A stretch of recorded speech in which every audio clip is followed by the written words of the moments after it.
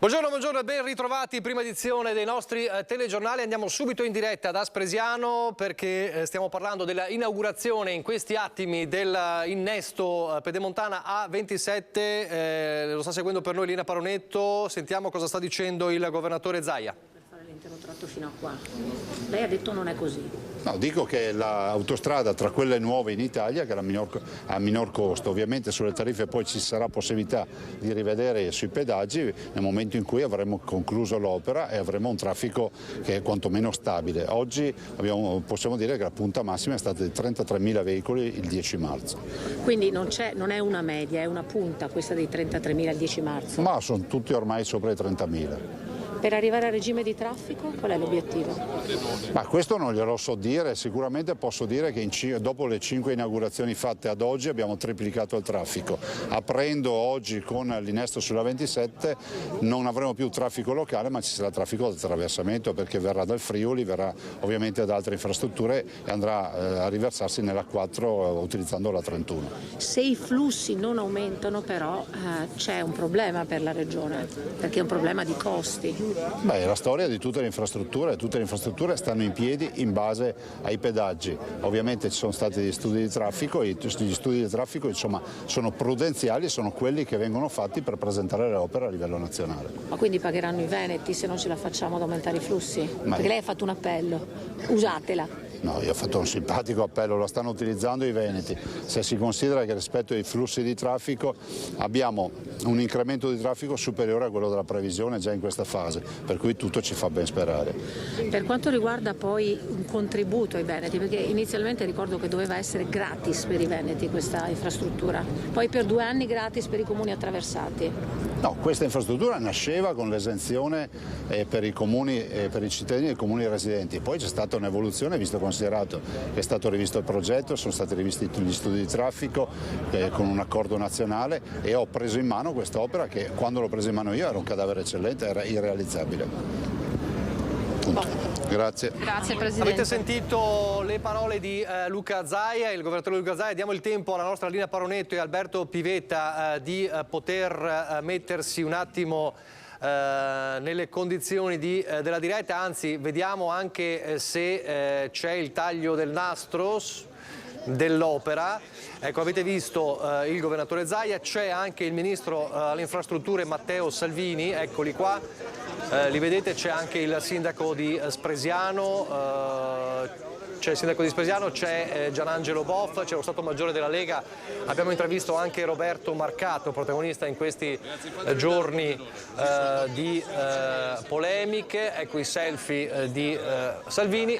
Eccoci, vai Lina, vai Lina. Eccoci qua. Siamo in diretta col Ministro Salvini. Ministro, lei ha avuto parole di soddisfazione per quest'opera? Sì, grazie ai Veneti. Qua ci saranno migliaia e migliaia di cittadini, di imprenditori che risparmieranno un sacco di tempo. È una grande opera senza problemi, che finisce quasi puntuale nonostante il Covid e tutti i disastri, l'aumento dei costi.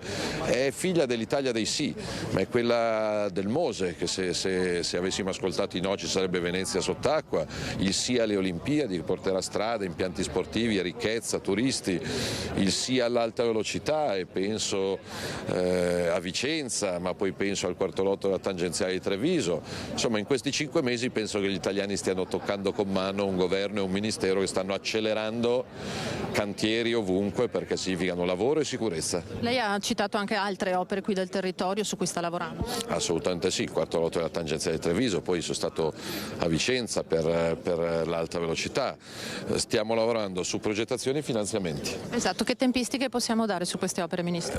Al Ministero stiamo recuperando risorse, perché ovviamente per fare tutto occorrono risorse e portare in pari i progetti, però tanto noi ci rivedremo appena dopo Pasqua sia a Treviso che a Vicenza e conto con le comunità locali, perché è fondamentale che ci sia il contributo e il consenso delle comunità locali, perché la stessa Pedemontana piuttosto che l'alta velocità su Vicenza ovviamente possono comportare dei disagi e quindi vogliamo che ci siano opere compensative per i territori, però per quello che mi riguarda strada sono priorità sia i cantieri di Treviso che quelli di Vicenza. Lei adesso si sta spostando a Pordenone, dove incontrerà i leghisti, diciamo, nel post voto, che ha visto un exploit del Carroccio. Sì, poi prendo l'aereo al Consiglio dei Ministri col decreto siccità, perché ahimè è stato un inverno disastroso per mancanza di nevicate, precipitazioni e piogge, e quindi stiamo cercando di limitare i danni per l'agricoltura e per i cittadini per la prossima estate, sperando che il buon Dio, magari dopo il ponte di Pasqua, così la gente si riposa un po', però mandi giù l'acqua che è assolutamente necessaria. E vado in Friuli Venezia Giulia perché la Lega ha ottenuto un risultato straordinario, non solo il centrodestra con Massimiliano Fedriga ha stravinto, ma la Lega è il primo partito, insieme alla lista del Presidente ha il 36% dei voti, quindi torno in terra friulana per ringraziare gli elettori, i cittadini e i candidati. Un'ultimissima cosa, che aspettative ha su Vicenza e Treviso? Vincere, poi ovviamente in democrazia scelgono i cittadini e scelgono anche coloro che non votano, e quindi spero che sia a Treviso che a Vicenza voti tanta e tanta gente, perché chi non vota poi si rassegna e lascia scegliere agli altri. Grazie. Come recuperare quelli che rimangono astenuti? Coi fatti. Io ho l'onore di guidare un ministero che penso sia quello della concretezza, del fare, dell'accelerare, il codice degli appalti, più cantieri, più strade, più autostrade, più ponti.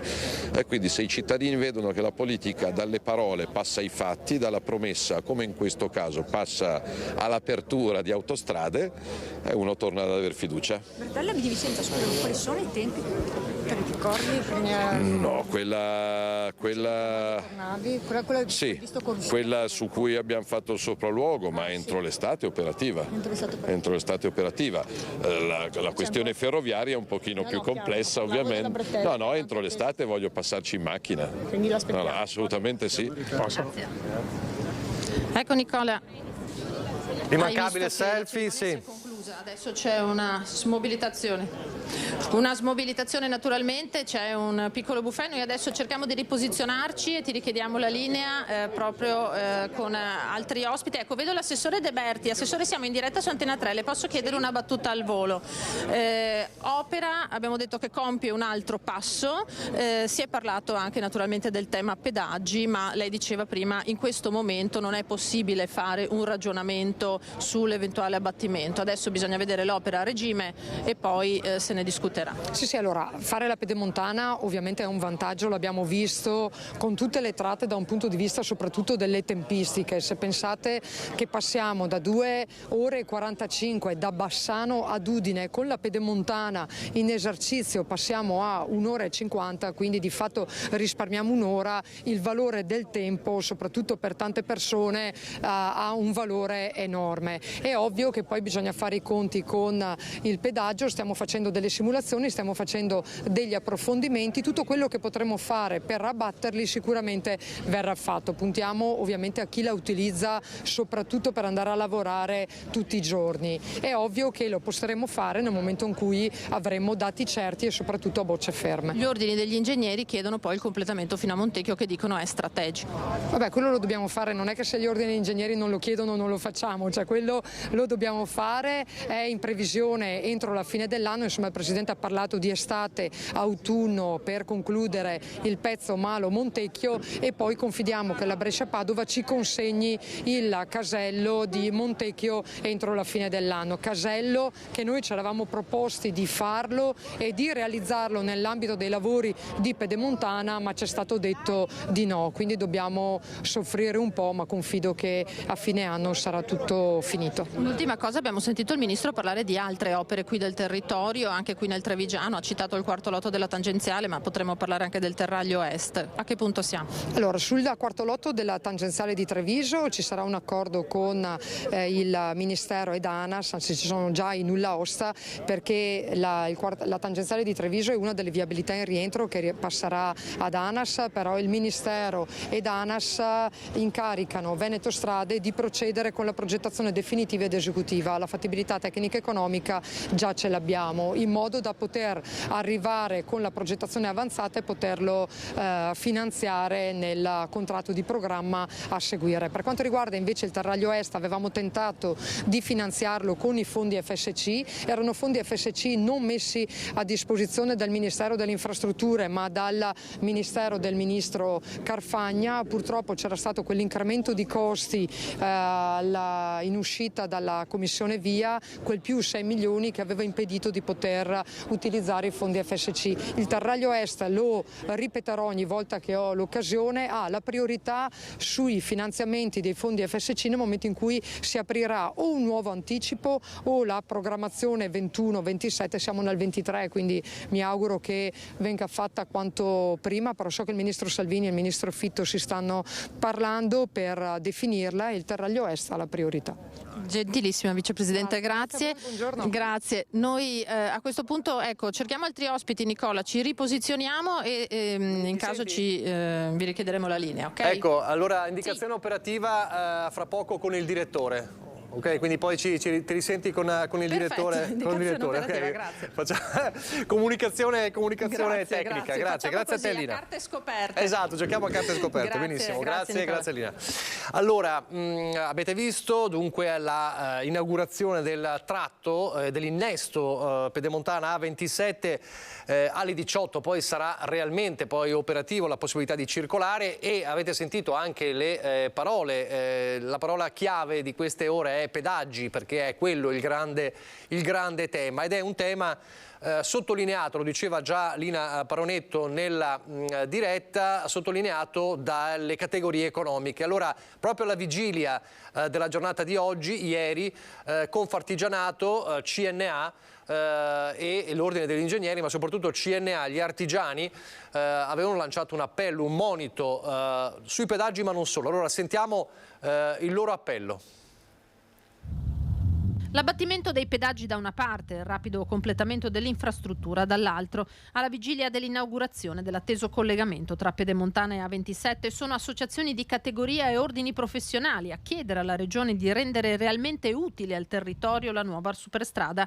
Da Treviso gli artigiani della CNA invocano pedaggi gratuiti nei tratti compresi tra due caselli dopo quello d'ingresso. In questa maniera favoriremo l'utilizzo della strada da parte di quei soggetti che ad oggi non la prendono perché è troppo costosa e non vantaggiosa per tratte di percorrenze tutto sommato limitate, ma nel contempo avremo un beneficio molto grande per la collettività, in quanto sgraveremmo la viabilità secondaria di tutta una serie di meccanismi, e anche l'investimento economico, se vogliamo, è limitato appunto perché questi soggetti ad oggi la strada non la prendono. L'inaugurazione del nuovo casello di Spresiano Villorba deve costituire l'occasione per fare il punto sull'effettivo utilizzo dell'arteria, sottolineano dalla CNA, ancora non funzionale alle esigenze del territorio, già contestata dunque per i costi elevatissimi, 3 miliardi di realizzazione, l'impatto ambientale, canoni e contributi da versare al concessionario.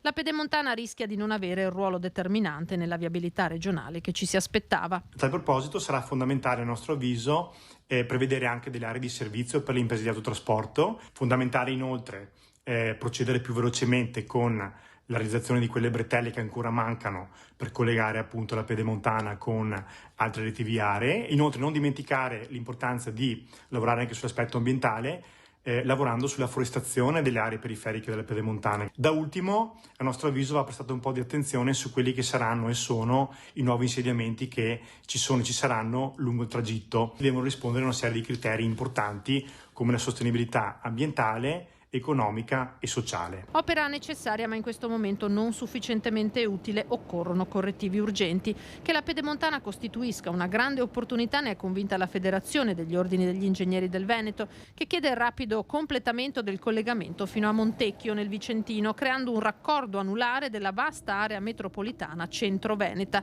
Se dunque l'innesto con l'A27 è una tappa salutata dal mondo economico con soddisfazione, ancora non basta. Senza dimenticare che se la superstrada dovesse rimanere sottoutilizzata, potrebbe arrivare a costare complessivamente fino a 12 miliardi di euro. Queste dunque le perplessità, poi risentiremo, abbiamo sentito le parole di Zaia in apertura e anche di Salvini, sentiremo anche le parole poi dal palco mentre presentavano l'opera, ma facciamo un passo indietro e cambiamo argomento per un attimo per parlare delle condizioni di Silvio Berlusconi. Ovviamente le condizioni che sono serie, stabili ma serie al San Raffaele di Milano preoccupano ovviamente lo Stato Maggiore di Forza Italia anche in Veneto e nella Marca Trevigiana. Chiaramente c'è ansia e preoccupazione per le sue condizioni, peraltro c'è anche il sospetto, almeno così dice l'agenzia Reuters, che a Berlusconi sarebbe stata diagnosticata la leucemia. Lo riporta dunque l'agenzia Reuters, anche se i vertici di Forza Italia non confermano questa indiscrezione dell'agenzia Reuters, una patologia comunque ematica che avrebbe causato il ricovero portando alla polmonite. Il leader di Forza Italia ha trascorso la prima notte senza novità all'ospedale San Raffaele di Milano, lo dice Tajani, il ministro Tajani, nel reparto di terapia intensiva per ristabilire una corretta ossigenazione del sangue. La carenza di ossigeno ha messo sotto stress il sistema cardiovascolare e quello respiratorio, che è a rischio infezioni. Il presidente Silvio Berlusconi questa mattina ha telefonato al coordinatore nazionale di Forza Italia Antonio Tajani, ha parlato con il capogruppo alla Camera Paolo Barelli e ha sentito anche gli altri dirigenti e vertici del partito. Dunque un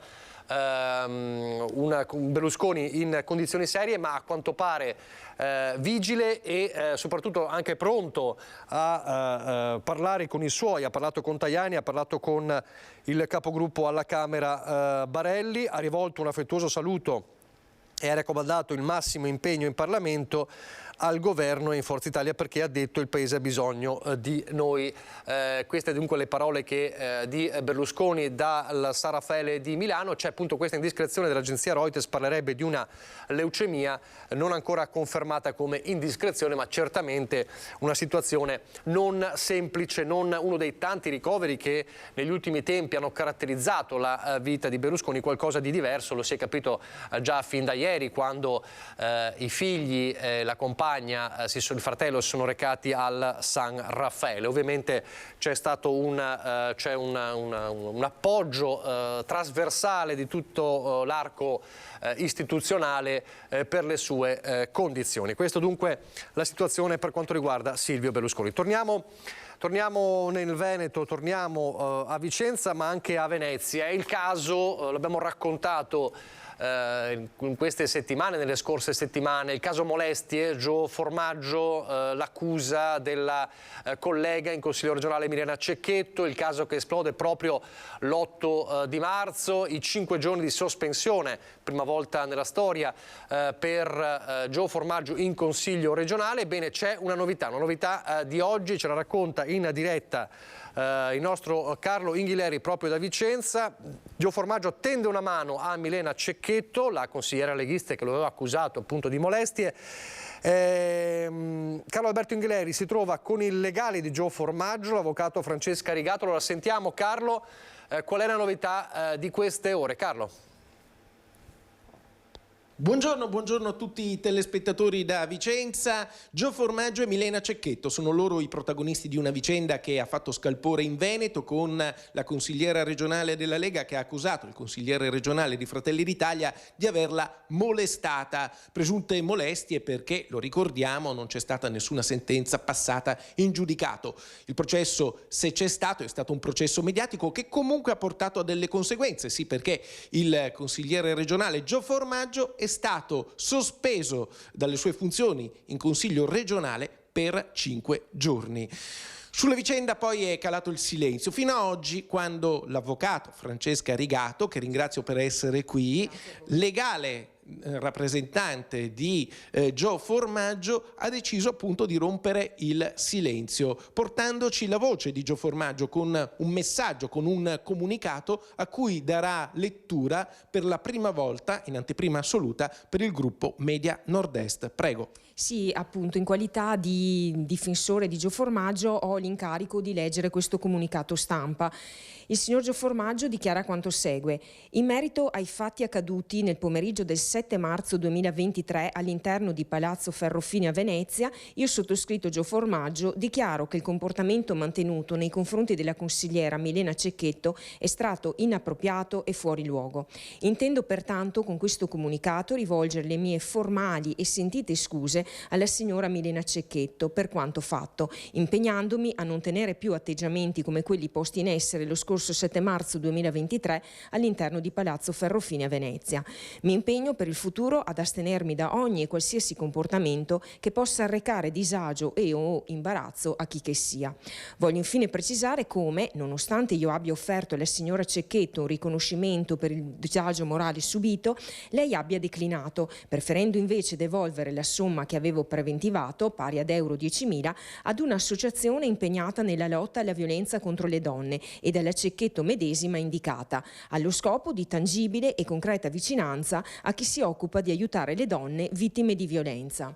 Ecco, questo è il messaggio di Gio Formaggio, in cui chiede scusa ancora una volta per queste presunte molestie avvenute nell'atrio di Palazzo Ferrofini, proprio davanti all'aula del Consiglio regionale, e si impegna anche a devolvere una somma di 10.000 euro per un'associazione che si occupa di violenza sulle donne. Esatto, quindi noi riteniamo che dopo questo mese di silenzio che io ho caldamente consigliato al mio assistito, con questa lettura del comunicato stampa di oggi io spero che tutti insomma speriamo che la vicenda possa andare a concludersi con nel miglior modo possibile. Quindi le scuse del mio assistito sono sentite e vanno ad aggiungersi a quelle già fatte nell'immediatezza dei fatti. Questa volta sono state meditate anche a fronte di tutto quanto è accaduto appunto in questo mese, quindi confidiamo che la vicenda possa ritenersi conclusa. Bene, io ringrazio l'avvocato Francesca Rigato. Vi ricordo ovviamente che questa sera nel nostro telegiornale approfondiremo questa vicenda, non sentiremo Gio Formaggio, in questo momento non parla. È meglio che il mio assistito in questo momento mantenga il silenzio e mi ha solo detto di augurare a tutti voi buona Pasqua, ma vi chiedo di non interpellarlo in questo momento. Grazie mille. Al posto suo ha parlato lei. Io. Benissimo, la ringrazio, direi che da Vicenza è tutto, restituisco la linea allo studio. Grazie, allora grazie all'avvocato, grazie a te Carlo Inghileri in questa novità insomma di Gio Formaggio, che torna dunque a parlare dopo la vicenda del caso molestie. C'è un'altra polemica che nasce dal Vicentino. A Schio un post della discordia, il compleanno centenario di un partigiano è diventato un caso politico che infiamma le parti alla vigilia ormai poche settimane del 25 aprile. I vertici del Partito Democratico di Schio hanno festeggiato nei giorni scorsi il compleanno di Valentino Bortoloso, detto Teppa, che hanno definito tra l'altro un testimone della storia con la S maiuscola. È noto a tutti che Teppa venne prima condannato a morte e poi amnistiato per l'eccidio di Schio nel luglio del 1945, quando, a guerra conclusa, vennero massacrati 54 detenuti del carcere. A scatenare la dura reazione del senatore vicentino di Forza Italia Pier Antonio Zanettin, questo post pubblicato sul profilo Facebook di Giulia Andrian, la capogruppo Dem di Schio. Ritratti insieme a lei anche una piccola delegazione del Partito Democratico locale, tra cui il segretario del circolo scledense Luigi Copiello. Al centro il protagonista, il neocentenario Valentino Bortoloso, anche lui iscritto allo stesso circolo, che però il giorno del suo compleanno, sembra, avrebbe preferito festeggiarlo in privato. A scatenare invece le reazioni politiche e quindi le attenzioni dei media, il commento della capogruppo Andrian, che esalta le gesta di Teppa, a suo dire simbolo della lotta partigiana e di valori che vanno portati avanti. Valentino Bortoloso, dopo l'eccidio compiuto tra i detenuti indifesi del carcere, costato la vita a 54 persone e il ferimento di 17, scontata la pena, ha cercato negli anni il perdono e la riconciliazione con i familiari delle vittime. L'ultimo atto formale è sottoscritto nel 2017 alla presenza del vescovo Beniamino Pizziol. una riconciliazione personale comprensibile, ma che oggi appare invece più difficile sul piano politico, viste le parole scelte nel pubblicare il post. Chiedo che Elly Schlein, segretaria nazionale del Partito Democratico, e Giacomo Possamai, candidato sindaco a Vicenza, si dissocino immediatamente da questa iniziativa che rischia di alimentare ulteriori divisioni e tensioni alla vigilia delle celebrazioni del 25 aprile. Una data che deve vedere le polemiche sopirsi. Noi auspichiamo che a oltre 70 anni dalla conclusione di un conflitto mondiale, di una guerra civile, si possa effettivamente raggiungere una piena ed effettiva pacificazione nazionale. Questa è la nostra ossessione ed è per questo che le polemiche, soprattutto a ridosso del 25 aprile su questi temi, le lasciamo ad altri. Insomma, è un tema, quello del 25 aprile, che resta infuocato, non c'è nulla da fare. Allora torniamo a Spresiano, torniamo da Lina Paronetto e Alberto Pivetta, perché la vedo con i due sindaci protagonisti, insomma, della mattinata di oggi e della giornata di oggi. Lina, a te. Sì, grazie Nicola. Appunto il sindaco di Spresiano e il sindaco di Villorba, Marco Della Pietra e Francesco Soligo, per l'inaugurazione di questo casello che porta il doppio nome dei due comuni in cui è stato realizzato di fatto, che coinvolge principalmente Della Pietra. Lei ha detto prima, insomma, ha lanciato una frecciatina a tutti quelli che magari avevano da ridire su quest'opera, no? E ha detto i contestatori, alla fine, ecco, questa è la risposta di fatto. Ma no, in realtà questo è proprio una rispostina così, buttata là. La risposta vera ci sarà tra qualche anno, quando smentiremo tutti coloro i quali sono sempre a criticare. E l'ho detto dal palco che per noi amministratori che lavoriamo pancia a terra ogni giorno, è più bello smentire le critiche piuttosto che prendersi i complimenti nel momento in cui le cose vengono fatte. Per cui io di sta cosa sono sicuro. Quindi, è molto più spresiano che Villorba, chiaramente. Si stanno facendo un po' di concorrenza i due sindaci, ecco, in questo. Diceva bene Marco Della Pietra prima, sindaco Soligo, Villorba si è fatta trovare pronta. Avevate già delle opere stradali, qui si arriva attraverso quella che viene chiamata, che è stata intitolata, la via intitolata Liviana Scatolonga, ex sindaco di Villorba, e che era proprio propedeutica all'arrivo in questa zona del territorio. Esatto, la bretella Scatolon, via Liviana Scatolon, è stata concepita 15 anni fa appunto per la visione che aveva il territorio sulla pedemontana. Una pedemontana che è arrivata dopo 30 anni, finalmente è arrivata, ma che soprattutto porterà veramente un'organizzazione del trasporto sulle arterie inferiori, quindi va a scaricare tutte le altre strade che abbiamo nei nostri comuni. La zona industriale di Villorba nell'ultimo anno conta 40 attività produttive in più, di cui 12 fanno logistica, e quindi questa capita a fagiolo, a pennello. Va da sé che quello è il futuro, abbiamo visto in questi giorni sui giornali anche ragionamenti riguardo al comune di Povegliano in questo senso, proprio perché questa è la strada che prende il commercio, che prende l'economia. Certo che sì, un territorio che non ha visione, lungimiranza e non ha visione sulle infrastrutture è un territorio che è destinato a morire. C'è anche l'importanza, dicevamo appunto, di far utilizzare questa infrastruttura per il traffico locale, per gli spostamenti brevi. È una richiesta che fanno anche le imprese queste. Chiaro che con l'andare del tempo probabilmente ci dovrà essere un ritocco dei pedaggi. Ma lì chiaramente è una cosa che è stata detta anche dal Presidente, e poi quando sarà ora se ne parlerà. Io credo che comunque quando ci si renderà conto dei tempi di percorrenza, facendo anche un paio di conti, perché oggi sia stato detto che delle 9 infrastrutture nuove in Italia di questo tipo, questa sia quella che costa di meno, per cui adesso io non faccio questo di mestiere e non voglio perorare la causa di nessuno. No, aggiungo a quanto detto da Francesco che anche le opere complementari diventano funzionali al territorio, perché con le opere di collegamento, ricordiamo che sono più di 60 km di opere di collegamento, l'ha citato anche il Presidente oggi, riusciamo a fare degli itinerari diversi e dei percorsi diversi anche all'interno stesso dei paesi, per cui è molto importante. Io non darei per scontato neanche questo, ecco. Lei ha voluto ricordare Silvano Vernizzi in questa occasione. Sì, credo che sia giusto. Con Vernizio ricordo, ci siamo anche scornati a suo tempo, però ecco, prima Vernizio, adesso c'è l'ingegnere Pellegrini che se la sono portata a Roma proprio perché è in gamba davvero.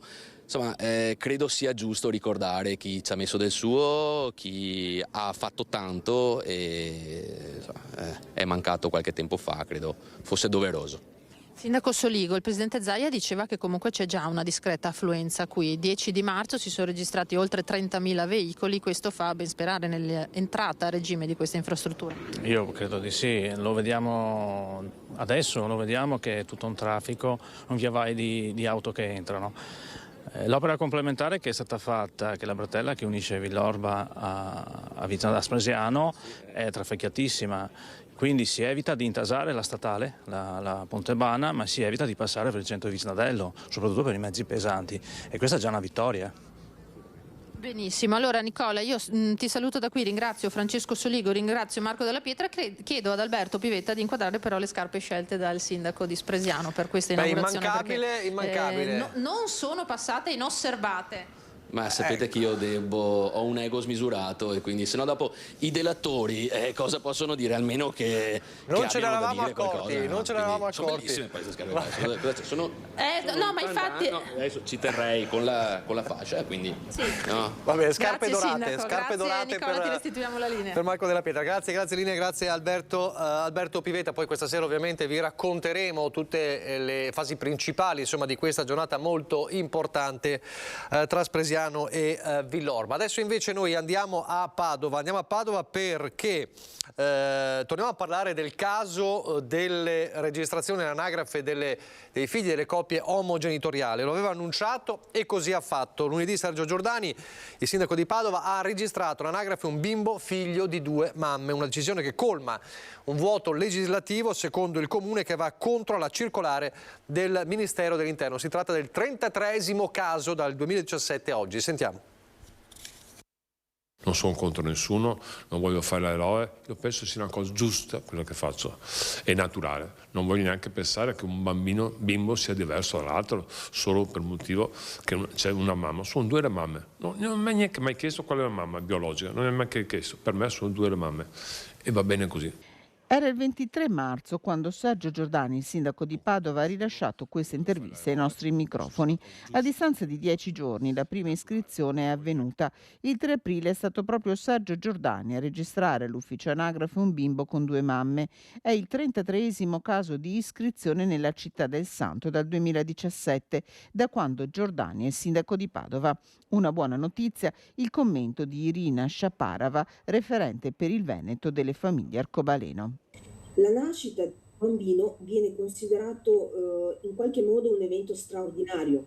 Tuttavia la registrazione alla nascita, della sua nascita, è e dovrebbe essere un atto ordinario, dovrebbe essere un'azione di routine eseguibile in ogni comune, da ogni sindaco o sindaca, e non debba dipendere dalla sua composizione familiare del nascituro. Quando nasce un bambino ha bisogno di una protezione legale, ha bisogno di una protezione burocratica e quando nasce in una famiglia è un atto appunto straordinario della nascita che deve essere tutelato. Quindi il sindaco Giordani quando lo fa con coscienza di proteggere il bambino nato. L'intenzione era stata espressa in modo chiaro dal sindaco Giordani a febbraio al prefetto di Padova Raffaele Grassi, che gli spiegava il contenuto della circolare del Ministero dell'Interno che non ammette la trascrivibilità in Italia dell'atto di nascita formato all'estero da coppia omogenitoriale maschile che indichi, oltre al padre biologico, anche il genitore di intenzione. E infatti Palazzo Moroni registra i figli con 2 mamme, come questo bambino nato da una quarantenne che da 5 anni ha una compagna con cui ha celebrato un'unione civile proprio a Padova. Di questa intenzione, dopo l'incontro con il sindaco, la prefettura aveva informato l'autorità giudiziaria, che aveva fatto sapere che avrebbe valutato sulla base di eventuali esposti. La richiesta che arriva dal comune è quella di interpretare un vuoto normativo perché al centro restino sempre gli interessi dei bambini. Restiamo a Padova, la cronaca, non si fermano le indagini per stabilire le cause della morte di Edoardo Zattin, il 18enne che si è sentito male dopo un allenamento di box. A lui, a Este, intanto sarà intitolato un nuovo canestro. Si era avvicinato alla box a causa di un infortunio che gli stava impedendo di seguire la sua passione, il basket. Edoardo Zattin, il 18enne, è morto a febbraio, 2 giorni dopo il ricovero in ospedale a causa di un malore accusato al termine di un allenamento di box. Il 15 aprile nell'Istituto Salesiano Manfredini di Este sarà inaugurata una nuova piastra da gioco con un nuovo canestro che sarà dedicato proprio a lui, a Edoardo. Nel frattempo continuano le indagini della Procura di Padova per capire quale sia stata la causa del trauma cranico che, come stabilito l'autopsia, ha causato la morte del 18enne. Edoardo il 22 febbraio si trovava in una palestra di Monselice dove si stava allenando. Durante una pausa, mentre si soffiava il naso, il giovane è crollato a terra immediatamente soccorso dai presenti. Ancora da stabilire con certezza se Edoardo indossasse il caschetto durante l'allenamento e se sia stato o meno colpito alla testa. Il 17 aprile nuovo incontro tra i periti. Nel frattempo, entro la fine di maggio, dovrebbero essere resi noti i risultati completi dell'autopsia. E adesso parliamo di ritorno della primavera, restiamo a Padova per parlare delle Movida, la Movida che torna come problema, diciamo, sentito da molti in centro storico a Padova. Dal Consiglio di quartiere la proposta di installare 2 apparecchi per misurare il rumore. Allora ci racconta tutto in diretta dalla piazza di Padova il nostro Francesco Ratai, che vedo collegato. Allora arrivano queste macchine, questi apparecchi antirumore. Così, Francesco? Buongiorno. Sì, grazie, buongiorno. Siamo in Piazza dei Signori, con me c'è Paolo Lincetto che è presidente dell'associazione Stop Degrado Padova, nonché residente del centro storico, perché l'altro giorno la consulta di quartiere 1, che è quella che racchiude il centro storico e il portello, ha deciso l'acquisto di 2 centraline fonometriche, quelle che registrano in pratica il suono e i toni alti o bassi e dicono se si è superato il livello dei decibel. Ha appunto decretato l'acquisto di queste 2 centraline che verranno installate qui in Piazza dei Signori e al Portello, che sono i centri principali della Movida, che con la bella stagione è ricominciata ed è una polemica che si porta avanti da molti anni qua a Padova.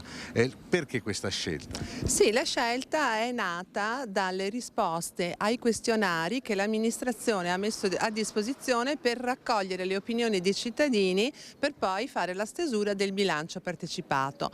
La consulta 1 è quella tra le consulte della città che ha ricevuto più questionari compilati e la maggior parte delle risposte a questi questionari, il 22%, indicava come prioritaria la necessità di dotare le zone più tormentate del centro storico dalla Movida di centraline fonometriche. Quindi è il risultato di un percorso democratico veramente partecipato. Questo mette il freno a tutte le polemiche sorte dopo questa votazione. È una decisione dei cittadini. Polemiche che comunque ci sono state perché la maggioranza si è in qualche modo spaccata, perché la lista Giordani ha votato insieme all'opposizione per l'approvazione appunto di questa delibera. Sì, ma noi rimaniamo basiti dall'atteggiamento della maggioranza, cioè la maggioranza si schiera contro la parte più fragile della cittadinanza in questa vertenza, cioè i cittadini disturbati, e poi si pone contro una decisione scaturita da un percorso partecipato, quindi è veramente 2 volte incredibile. Aggiungo che stiamo parlando di 10.000 euro, una cifra ridicola nel bilancio di un comune come Padova. Io mi domando come sia possibile che ci siano degli rappresentanti istituzionali che si espongono in questo modo per dar contro a dei cittadini danneggiati che hanno indicato democraticamente una scelta e su una cifra tutto sommato ridicola. oggi è giovedì, ieri mercoledì, una delle giornate più calde. Lo sappiamo. Com'è andata ieri sera? Beh, allora qua in centro storico, nelle piazze, visto le temperature, ancora si vive bene, però dal portello sappiamo strade invase, difficoltà di raggiungere i garage, rumore fino a tarda notte. Lì tra la Movida e i Navigli cominciano già ad essere in una fase estremamente calda che non potrà che peggiorare, comunque peggiorerà sicuramente anche qui nelle piazze. Ecco, grazie a Paola Lincetto per essere stata con noi e aver portato la testimonianza dei residenti del centro su un tema di cui siamo sicuri continueremo a parlare anche nei prossimi mesi.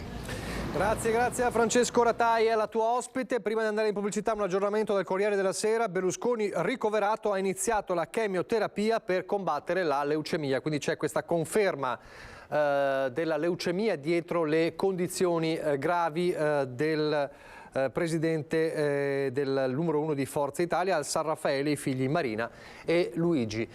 Pochi istanti di pubblicità, poi torneremo a parlare di cronaca, di problematiche a partire da un allarme lanciato proprio nelle scorse ore, cioè la carenza di personale all'INPS che rischia di bloccare i servizi. Pubblicità. Nessuna richiesta economica, niente sciopero per il contratto di lavoro. I dipendenti dell'INPS di Treviso si mobilitano perché sono rimasti in pochi e non riescono più a garantire il servizio ai cittadini. C'è stato un concorso nazionale, ma a Treviso arriveranno solo 31 lavoratori, troppo pochi. 10 anni fa erano più di 300, oggi sono 190, a fine anno si scenderà a 175 e nel 2024 altri 10 di meno. Non sappiamo di questi 30 quanti accetteranno, per cui siamo fortemente preoccupati che invece di avere un aumento dell'organico per rispondere a tutti i servizi che l'INPS dà ai pensionati, alle imprese, ai lavoratori e alle famiglie, sia garantito nei tempi dovuti. Questa protesta, assemblea che viene fatta in tutte le sedi del Veneto è non per recriminazioni, per rivendicazioni, ma è appunto perché i lavoratori non sono più in grado di fornire i servizi al cittadino. Eppure all'INPS si chiede sempre di più. La cassa integrazione del periodo Covid, il reddito di cittadinanza, le pensioni quota 100, altre casse esterne assorbite nell'INPS, ma i lavoratori non ce la fanno più. Cominciano ad ammalarsi e devono scegliere loro quali sono le pratiche urgenti e quali no, procedura rifiutata dai sindacati. Non può essere un lavoratore che decida se liquidare una cassa integrazione o una pensione. Se l'indirizzo politico è quello di annientare la pubblica amministrazione, il danno lo subiranno noi dipendenti pubblici solamente, perché in ogni caso anche loro hanno bisogno di altre amministrazioni, mi viene in mente la sanità, ma tutta la cittadinanza. Pensando che solo 80.000 sono i cittadini serviti dalla sede di Treviso e 720.000 quelle delle altre sedi della provincia, i conti sono presto fatti. Il numero minimo che chiedete qual è? Il numero minimo è di attestare l'organico almeno sopra i 230 dipendenti. Questo ci consente anche di garantire l'attività delle agenzie di Oderzo, di Conegliano, di Montebelluna e di Castelfranco. E intanto si scoprono diversi truffe, diversi raggiri nell'ambito del reddito di cittadinanza. Fra poco ci collegheremo con Federico Fusetti a Chioggia, perché c'è stata una grossa operazione della Guardia di Finanza con 103 persone denunciate perché percepivano illecitamente il reddito di cittadinanza. Intanto si scopre a Treviso, l'abbiamo raccontato ieri nel nostro telegiornale, una sessantenne che ha percepito per alcuni mesi una somma di poco più di 3.000 euro per il reddito di cittadinanza. Qual era il problema? La donna era detenuta in carcere, peraltro per furto aggravato. Puntualmente ogni mese percepiva il reddito di cittadinanza. Peccato che lei non si trovasse a casa, ma detenuta presso la casa circondariale di Venezia. Si tratta di una sessantenne originaria della provincia di Udine, ma residente in zona castellana. Ad accorgersi di quanto stava accadendo, i carabinieri di Castelfranco, che in collaborazione con gli uffici INPS territorialmente competenti hanno individuato e denunciato la presunta indebita percettrice del contributo economico. La donna, secondo quanto accertato nel periodo gennaio-agosto 2022, si trovava in carcere Giudecca perché doveva scontare una pena residua di quasi 8 mesi di reclusione per un furto aggravato commesso nel Trevigiano del 2017. La sessantenne ha però pensato bene di non comunicare nulla, violando le relative disposizioni normative e percependo illecitamente i benefici economici riferiti al reddito di cittadinanza per un importo complessivo di quasi 3.500 euro. Ovviamente le erogazioni dei sostegni economici sono state immediatamente revocate alla donna, la cui posizione è ora al vaglio dell'autorità giudiziaria. La sessantenne deve rispondere ora dell'accusa di truffa aggravata per il conseguimento di erogazioni pubbliche e uso di dichiarazioni false al fine di ottenere indebitamente benefici economici per il reddito di cittadinanza. Torniamo a Padova, fra poco ci collegheremo con Federico Fusetti a Chioggia. Torniamo a Padova e torniamo a parlare della tragedia di Sant'Urbano, la donna morta nell'esplosione e poi nell'incendio dell'appartamento dato a fuoco domenica 26 marzo. Ieri Sant'Urbano si è stretta attorno alla famiglia della donna, della 37enne, per l'ultimo addio.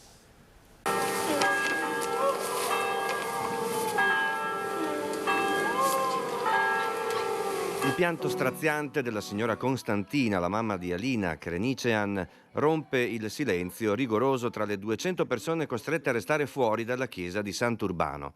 Dentro ce ne sono altri 500, una partecipazione di popolo che la dice lunga sul grande lutto vissuto dalla comunità. La gente continua senza sosta a versare offerte per sostenere il futuro dei figli di Alina e del marito Michelangelo. Nell'omelia il parroco di Sant'Urbano, Don Nicola Andretta, accosta più volte la nuova vita di Alina con l'imminente festa della resurrezione di Cristo. Alina è esempio di amore, ribadisce il parroco, che lei ha riversato sui figli e il marito, senza mai risparmiarsi. L'amore totale per la sua famiglia, per il marito, per i figli. Quell'amore che dà senso e che dà sorriso, che dà il senso pieno dell'esistenza. Quell'amore che si faceva a piccoli gesti, di cura, di attenzione, mai nulla fuori posto, tutto sempre pronto, tutto sempre ordinato, tutto sempre curato. Vangelo in italiano e in romeno, grazie alla partecipazione al funerale di padre Alessandro della comunità ortodossa romena di Monselice. Sempre fuori dalla chiesa, una colomba è pronta a prendere il volo alla fine del funerale, un gesto voluto dai compagni di scuola e dalle maestre di uno dei figli di Alina. La giovane donna riposerà nel cimitero di Sant'Urbano. Un altro addio ieri a Mestre, l'addio a Franco Skopinic, compositore, scrittore, fondatore di una delle prime radio libere d'Italia. C'erano tantissime persone nel Duomo di Mestre.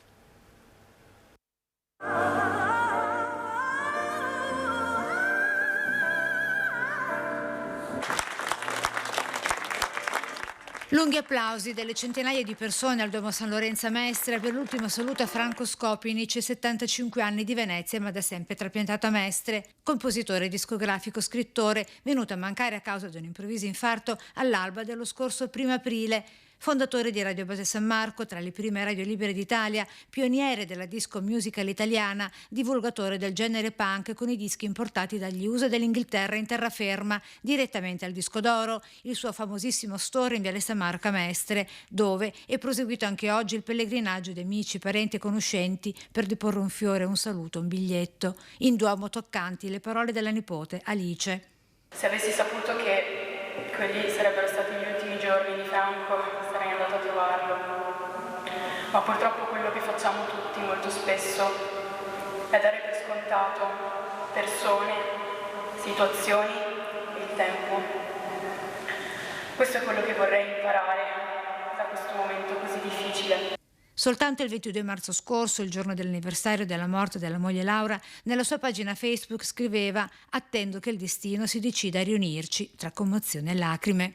Franco Punk e Laura Mic Mac, coppie inossidabili insieme nella vita e nella musica, ora si sono ritrovati lassù.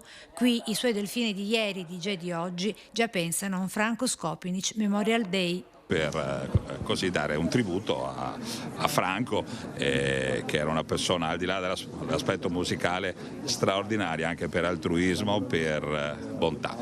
Quando si è amati non ci si dimentica mai. E anche noi vogliamo salutarlo al grido di una delle sue canzoni più famose, Ali Shuffle, con i Camaros Gang, il suo storico gruppo. Ali Shuffle, Ali Shuffle, Ciao Franco.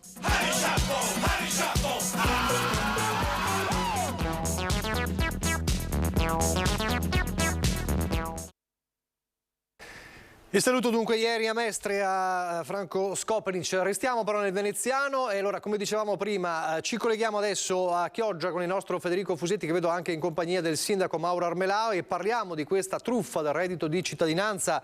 Parliamo di quasi 1 milione di euro di denaro illecitamente percepito da 103 persone. Federico, a te.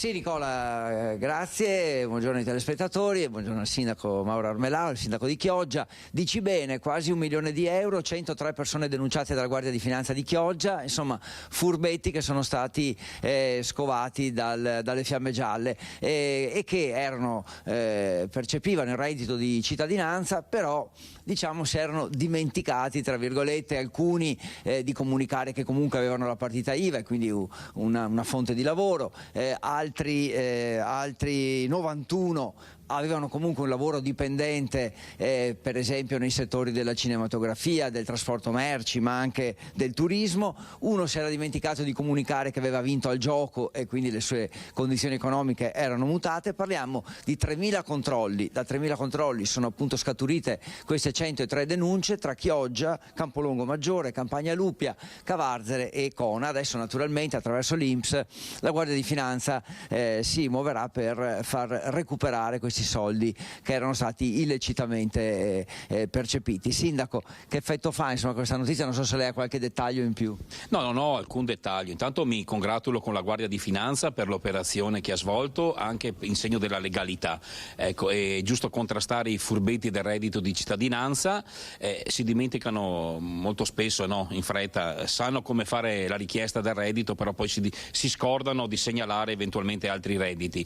Comunque ovviamente dispiace che accadano queste cose, sono favorevole per carità anche a un reddito di cittadinanza se dato alle persone che effettivamente non sono in grado di svolgere un'attività lavorativa. Però leggevo anche l'altro giorno sul giornale che su tutto il litorale del Veneto cercano 30.000 persone per garantire la stagione estiva, dico io, questi che stanno bene, che fisicamente stanno bene, che venissero chiamati direttamente da degli imprenditori che hanno bisogno e che vadano a lavorare. Insomma, ecco, non è possibile mantenere le persone che sono sane e che percepiscono questo reddito dicendo che non c'è lavoro. Non è vero, perché i giornali parlano chiaro, no? 30.000 posti di lavoro alla ricerca disperata da parte degli imprenditori. Quindi ringrazio la finanza. Sono notizie tristi ma che evidenziano ancora una volta il fallimento della politica di 5 Stelle. E restando alla cronaca, lei ha firmato questa ordinanza, ha svuotato le fontane, insomma una decisione penso sofferta però forte. Una decisione sofferta perché le fontane in una località balneare come quella di Chioggia Sottomarina fanno parte dell'arredo urbano, no, della bellezza della nostra città. Però emergenza idrica c'è, è seria, il governatore Zaia ha fatto l'ordinanza e quindi ripeto ho deciso in maniera seria, anche responsabile, di spegnere tutte le fontane, tenerle comunque pulite in attesa di tempi migliori, chiaramente, però 1 litro di acqua risparmiato adesso è 1 litro di acqua che ci ritroveremo poi quest'estate, quindi ho il dovere e il diritto di amministrare con responsabilità, con senso di responsabilità verso i cittadini residenti e verso anche i turisti che arriveranno nella nostra località balneare di Sottomarina, Isola Verde e ripeto Chioggia, quindi risparmiare acqua adesso vuol dire garantire un'estate tranquilla, quindi mi sono sentito in dovere di chiudere, quantomeno intanto dare l'esempio. Chiudiamo le fontane che non sono così poi necessarie. L'emergenza idrica è seria, ripeto, io mi auguro che ovviamente piova e che dalla montagna scenda anche l'acqua sui nostri fiumi, però ovviamente è una scelta responsabile e anche di serietà, insomma, nei confronti di una città. A proposito di turismo e naturalmente anche di pioggia, approfitto, insomma, abbiamo uno sfondo stupendo, la diga di Chioggia, paradiso, sì. Tanta gente che passeggia, ma il prossimo fine settimana, cioè quello di Pasqua, come sarà? Forse già anche alberghi prenotati? Sì, ho sentito anche i rappresentanti di categoria l'altro giorno, mi hanno detto che hanno tantissime prenotazioni, qualche albergo addirittura full, tutto pieno, ecco, proprio per il ponte di Pasqua e Pasquetta. È un bel presagio questo, che sarà un'estate 2023 meravigliosa anche per la nostra città. Noi ci stiamo impegnando ovviamente per creare degli eventi per creare attrattività verso la nostra ovviamente località balneare, però va benissimo che già a Pasqua, ripeto, ci siano tanti turisti che vengono a visitare la nostra città, perché, ripeto, oltre alla spiaggia, Chioggia è una città che ha 50.000 abitanti, che ha anche una parte storica che magari molte località balneari non possono avere o non hanno. Grazie al sindaco Mauro Melao. Nicola? Grazie, grazie, chiarissimo, ha affrontato diversi temi il sindaco con te. Grazie a Federico Fusetti, ha affrontato il tema anche della siccità. E poi ci sono le due facce, no, della questione idrica, la siccità ma anche il dissesto idrogeologico, le alluvioni improvvise. Allora, ieri a Parè di Conegliano, quindi ci spostiamo dalla Marca trevigiana, è stato inaugurato il bacino di laminazione nella zona di Parè proprio contro il rischio di alluvioni. Questo è un intervento finanziato interamente dalla Regione con 700.000 euro e è un bacino di laminazione, ha lo scopo di trattenere l'acqua in quest'area, nell'area agricola, evitando che l'acqua possa creare dei danni nella parte residenziale, come è successo appunto in passato.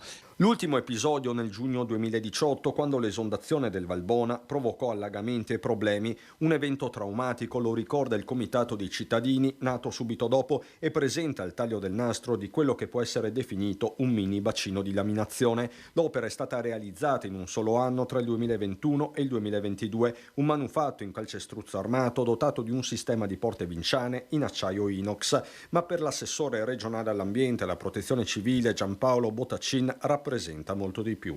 Ed è anche l'esempio di cos'è un bacino di laminazione. È un'area che è costeggiata da un argine in terra battuta, non ci sono colate di cemento e all'interno della quale si continua a mantenere esattamente quello che c'era prima. Il vigneto c'era prima, il vigneto c'è anche adesso. È chiaro che quando il corso d'acqua si alza sopra un certo livello e non riesce più a contenere la piena, per evitare che esondi in sinistra si fa allagare quest'area in maniera controllata e quando poi è passata la piena poi si svuota anche quest'area.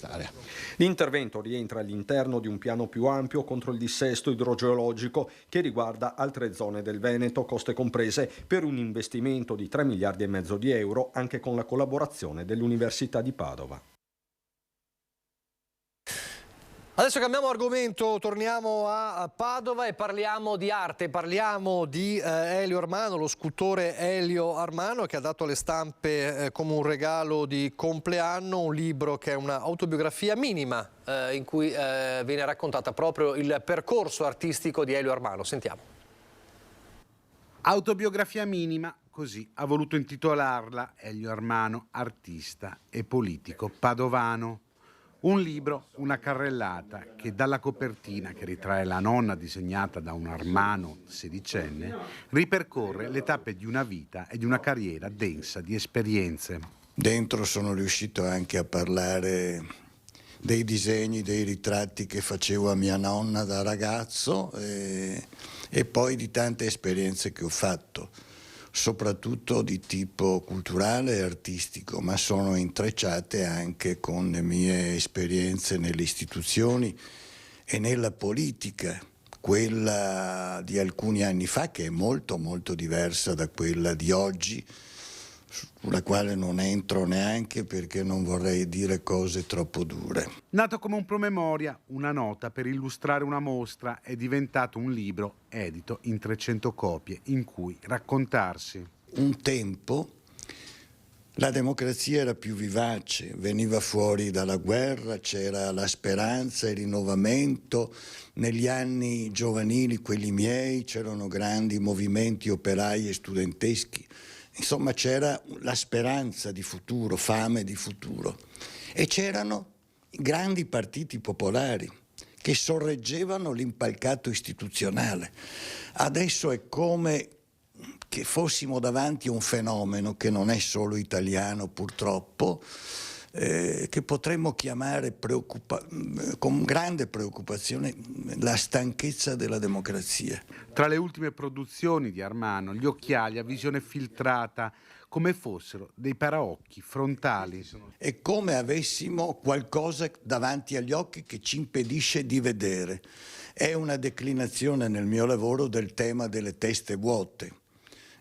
Crediamo tutti di avere la testa piena della nostra personalità e invece è piena di messaggi altrui. Sono dei paraocchi più che degli occhiali per vedere e appunto dicono vediamo quello che ci si fa vedere, non quello che non c'è. Allora così Elio Armano, artista, scultore. Restiamo però allora in tema di arte, perché passiamo dalla scultura al fumetto. Apriamo questa pagina culturale prima di affrontare poi la nostra consueta pagina politica dalle 13:30 in poi, e ci focalizzeremo sui temi di Treviso al voto. Allora, noi abbiamo avuto diverse volte in collegamento Skype nel corso di questi mesi e ci ha raccontato tante cose interessanti. Questa volta in carne ed ossa qui, ed è un piacere e un onore averlo in studio. Buongiorno e ben ritrovato a Diego Bonesso. Buongiorno a tutti i telespettatori. Allora, Diego Bonesso, ve lo ricordo per l'ennesima volta, ma insomma dovreste ormai averlo riconosciuto, fumettista di fama nazionale e anche internazionale, perché da poco anche internazionale. Perché poi ci spiegherà anche i suoi lavori in Francia, nonché presidente di Venezia Comics. Allora, noi parliamo di tante cose in questi 20 minuti, perché ci sono tante cose da dire, così. Venezia Comics non sta mai con le mani in mano. Fra poco, peraltro, e sarà uno dei temi che affronteremo, a inizio maggio ci sarà il ritorno del Venezia Comics Festival. Prima però vorrei chiederti una cosa. In questi giorni, e finisce proprio a ridosso della Pasqua, un evento importante che avete organizzato, e cioè la mostra di un gigante del fumetto, ancorché giovane, Massimo Dall'Oglio, una mostra delle sue tavole proprio all'M9, così? Sì, ultimi giorni per vedere la mostra di Massimo Dall'Oglio presso il Museo M9, Museo del Novecento, il museo del Novecento che racconta appunto e presenta i grandi eventi culturali che hanno interessato il nostro paese nel Novecento, dei grandi cambiamenti. Questo evento fa parte del festival Mestre Città dei Ragazzi e dei Bambini, al quale noi come Venezia Comics siamo riusciti a accedere grazie alla Call for Ideas Ritroviamoci ad M9, quindi ringraziamo enormemente M9, Museo del Novecento, per la disponibilità degli spazi e l'aiuto in organizzare l'evento, che ha compreso nello scorso weekend attività con i bambini, attività di disegno, attività didattiche e ricreative legate anche poi al gioco da tavolo e all'illustrazione fumetto, al quale era dedicata questa seconda edizione di Mestre Città dei Bambini e dei Ragazzi. In questo momento è presente ancora per pochissimi giorni, fino al 9 di aprile, la mostra di Massimo Dall'Oglio, mostra personale con i lavori recenti dell'opera della carriera ormai quasi trentennale dell'autore. Spero di aver fatto cosa gradita agli appassionati di manga, in quanto Massimo Dall'Oglio è l'unico italiano, anzi sono due italiani che lavorano per il mercato giapponese, uno è lui e l'altro è un altro autore che vive però stabilmente in Giappone, quindi è veramente una rarità, un autore che italiano che riesce a lavorare nel mercato giapponese, che è difficilissimo per noi occidentali, ed è riuscito ad entrare dalla porta principale, quindi come mangaka a tutti gli effetti sul mercato giapponese. Ecco, in queste immagini vedevamo proprio anche lui all'opera, perché ha fatto poi anche una masterclass, insomma. Sì, abbiamo fatto un'interessantissima masterclass presso le aule della Manga School di Venezia Comics presso Forte Marghera. La masterclass canta molto bene, ci ha fatto molto piacere, e un buon riscontro di pubblico che hanno apprezzato. Anche Massimo è simpaticissimo ed è un insegnante strepitoso. Ecco, qui vediamo le immagini durante la masterclass di Dall'Oglio, che è stato un bel piacere avere qui, essendo lui sardo, e quindi le sue trasferte in Veneto sono rare, ma è già la seconda volta che collabora con Venezia Comics nell'ambito di mostre ed eventi vari, e quest'anno sarà presente anche al Festival Venezia Comics, che si terrà il 6-7 maggio presso Forte Marghera, come autore della locandina, l'illustrazione che presenta l'evento.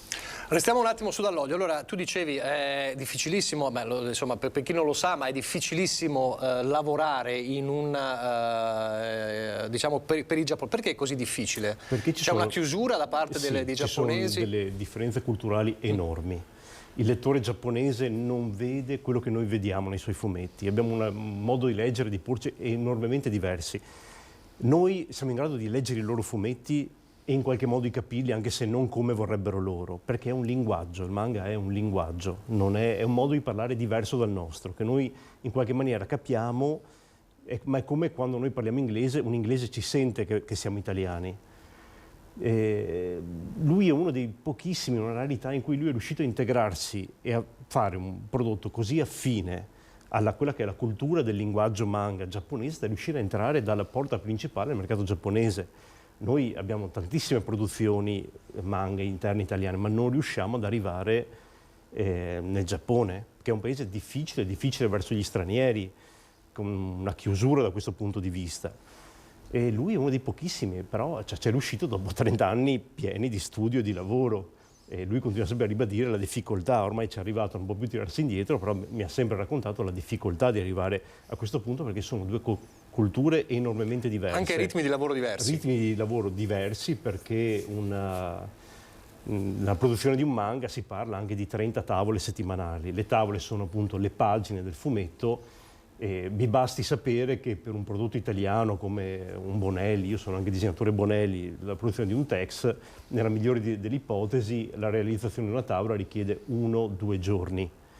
Il fatto di riuscire a farne 30 in una settimana è una mole di lavoro spaventosa che spesso i mangaka affrontano con l'aiuto di svariati aiutanti a seconda della loro importanza, quindi anche del reddito che riescono a generare. Però è un lavoro enorme, massiccio e spietato nel loro mercato.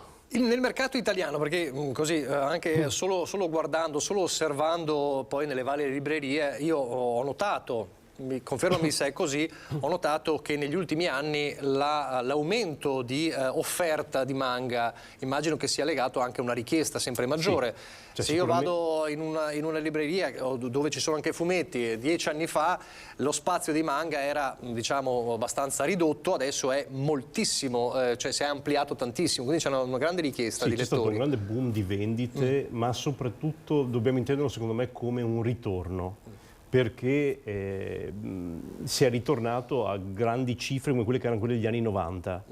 Cioè c'è stato un boom per i manga, è stato in Italia contemporaneo alla pandemia, cioè il fatto che le persone fossero a casa, cercavano nuovo materiale di intrattenimento, di lettura, i vari gruppi Discord, Facebook, Discord più che Facebook, Twitch, dove i giovani si confrontavano sulle tematiche del manga, degli anime, del fumetto, ha fatto in modo che effettivamente c'è stato un buon incremento delle vendite. Però quello che mi sento di dire è: attenzione, la cosa va presa un attimino con le pinze, perché appunto c'è sì un aumento delle vendite, però rispetto a quello che era il mercato italiano degli anni 90 siamo in ripresa, però non è il boom clamoroso del quale si parla, perché oggettivamente i numeri sono comunque inferiori a quello che noi ricordiamo negli anni 90 per il fumetto italiano, 80-90. Mi fa piacere che si ritorni, sarei felice che si ritornasse anche con il prodotto autoctono, questo sicuramente, oltre che con un prodotto di importazione. Sono contentissimo che i giovani leggano, che le librerie siano piene di fumetti. Mi farebbe anche piacere però che aumentassero in qualche maniera le vendite del prodotto italiano, questo sì, sicuramente. Il mercato adesso com'è? Il mercato è difficile appunto perché abbiamo queste fasi altalenanti, cioè il mercato si sta assestando secondo me, perché tutto il mercato dell'intrattenimento è sempre in movimento, ma sta cambiando. I ragazzi guardano meno la televisione, stanno più su YouTube, sui social, su Twitch, Discord, che sono mondi che effettivamente la nostra generazione fatica anche a capire e a intercettare. Il mercato è diverso, reggiamo, ci sono dei caposaldi chiaramente come Bonelli, come Panini, che tiene duro, c'è una grandissima offerta di prodotto fumetto italiano, però rendiamoci conto che siamo in un mondo dove, a parte i zero calcare, che sono degli eventi, il mercato è difficile. Anche noi come Venezia Comics lo vediamo, perché siamo attivi anche come editori, e infatti ti ho portato quello che è uno dei nostri ultimi libri, Bad Period, che uscirà in anteprima a Napoli a fine mese. Il mercato è difficile, ci rendiamo conto che i dati di vendita sono molto bassi per il prodotto interno. Quando un giapponese venduto in Italia ragiona sulle decine di migliaia di copie, di copie, i piccoli editori ragionano in termini di centinaia di copie. Quindi va parametrato a questo, cioè ci sono dei giganti come Bonelli che hanno un mercato stabile, insomma Bonelli, La Storina, quindi il fumetto tradizionale popolare italiano che ha il suo zoccolo duro di lettori che per fortuna resiste. Abbiamo poi tutto il mercato dei comic book americani che lanciano e a sua volta si fanno lanciare dai film. Certo. Perché chiaramente il grosso del fatturato Marvel è il fatto dei film più che dai fumetti. La produzione manga effettivamente c'è una grossa produzione di piccole realtà indipendenti, piccoli editori, ma che il prodotto italiano arrivi in Giappone è quasi impossibile. Quindi insomma quella di Dall'Oglio è una vera e propria impresa. È un'impresa.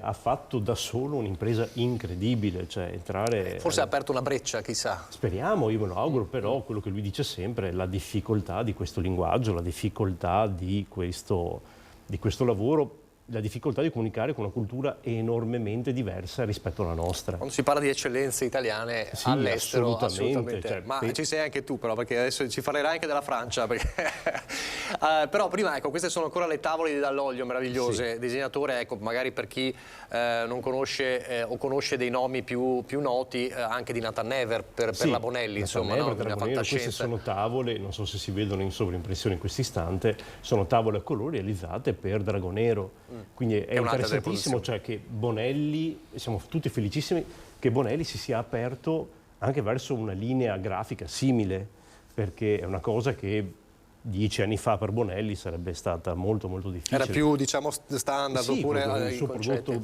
abituale. Questa è stata una grossa apertura verso il mercato giapponese. Erano dei tempi dei primi Nathan Never che non si vedevano queste aperture al Giappone. E Nathan Never appunto era una linea di fantascienza uscita negli anni 90, ma è stata un po' una delle serie italiane più aperte all'Oriente.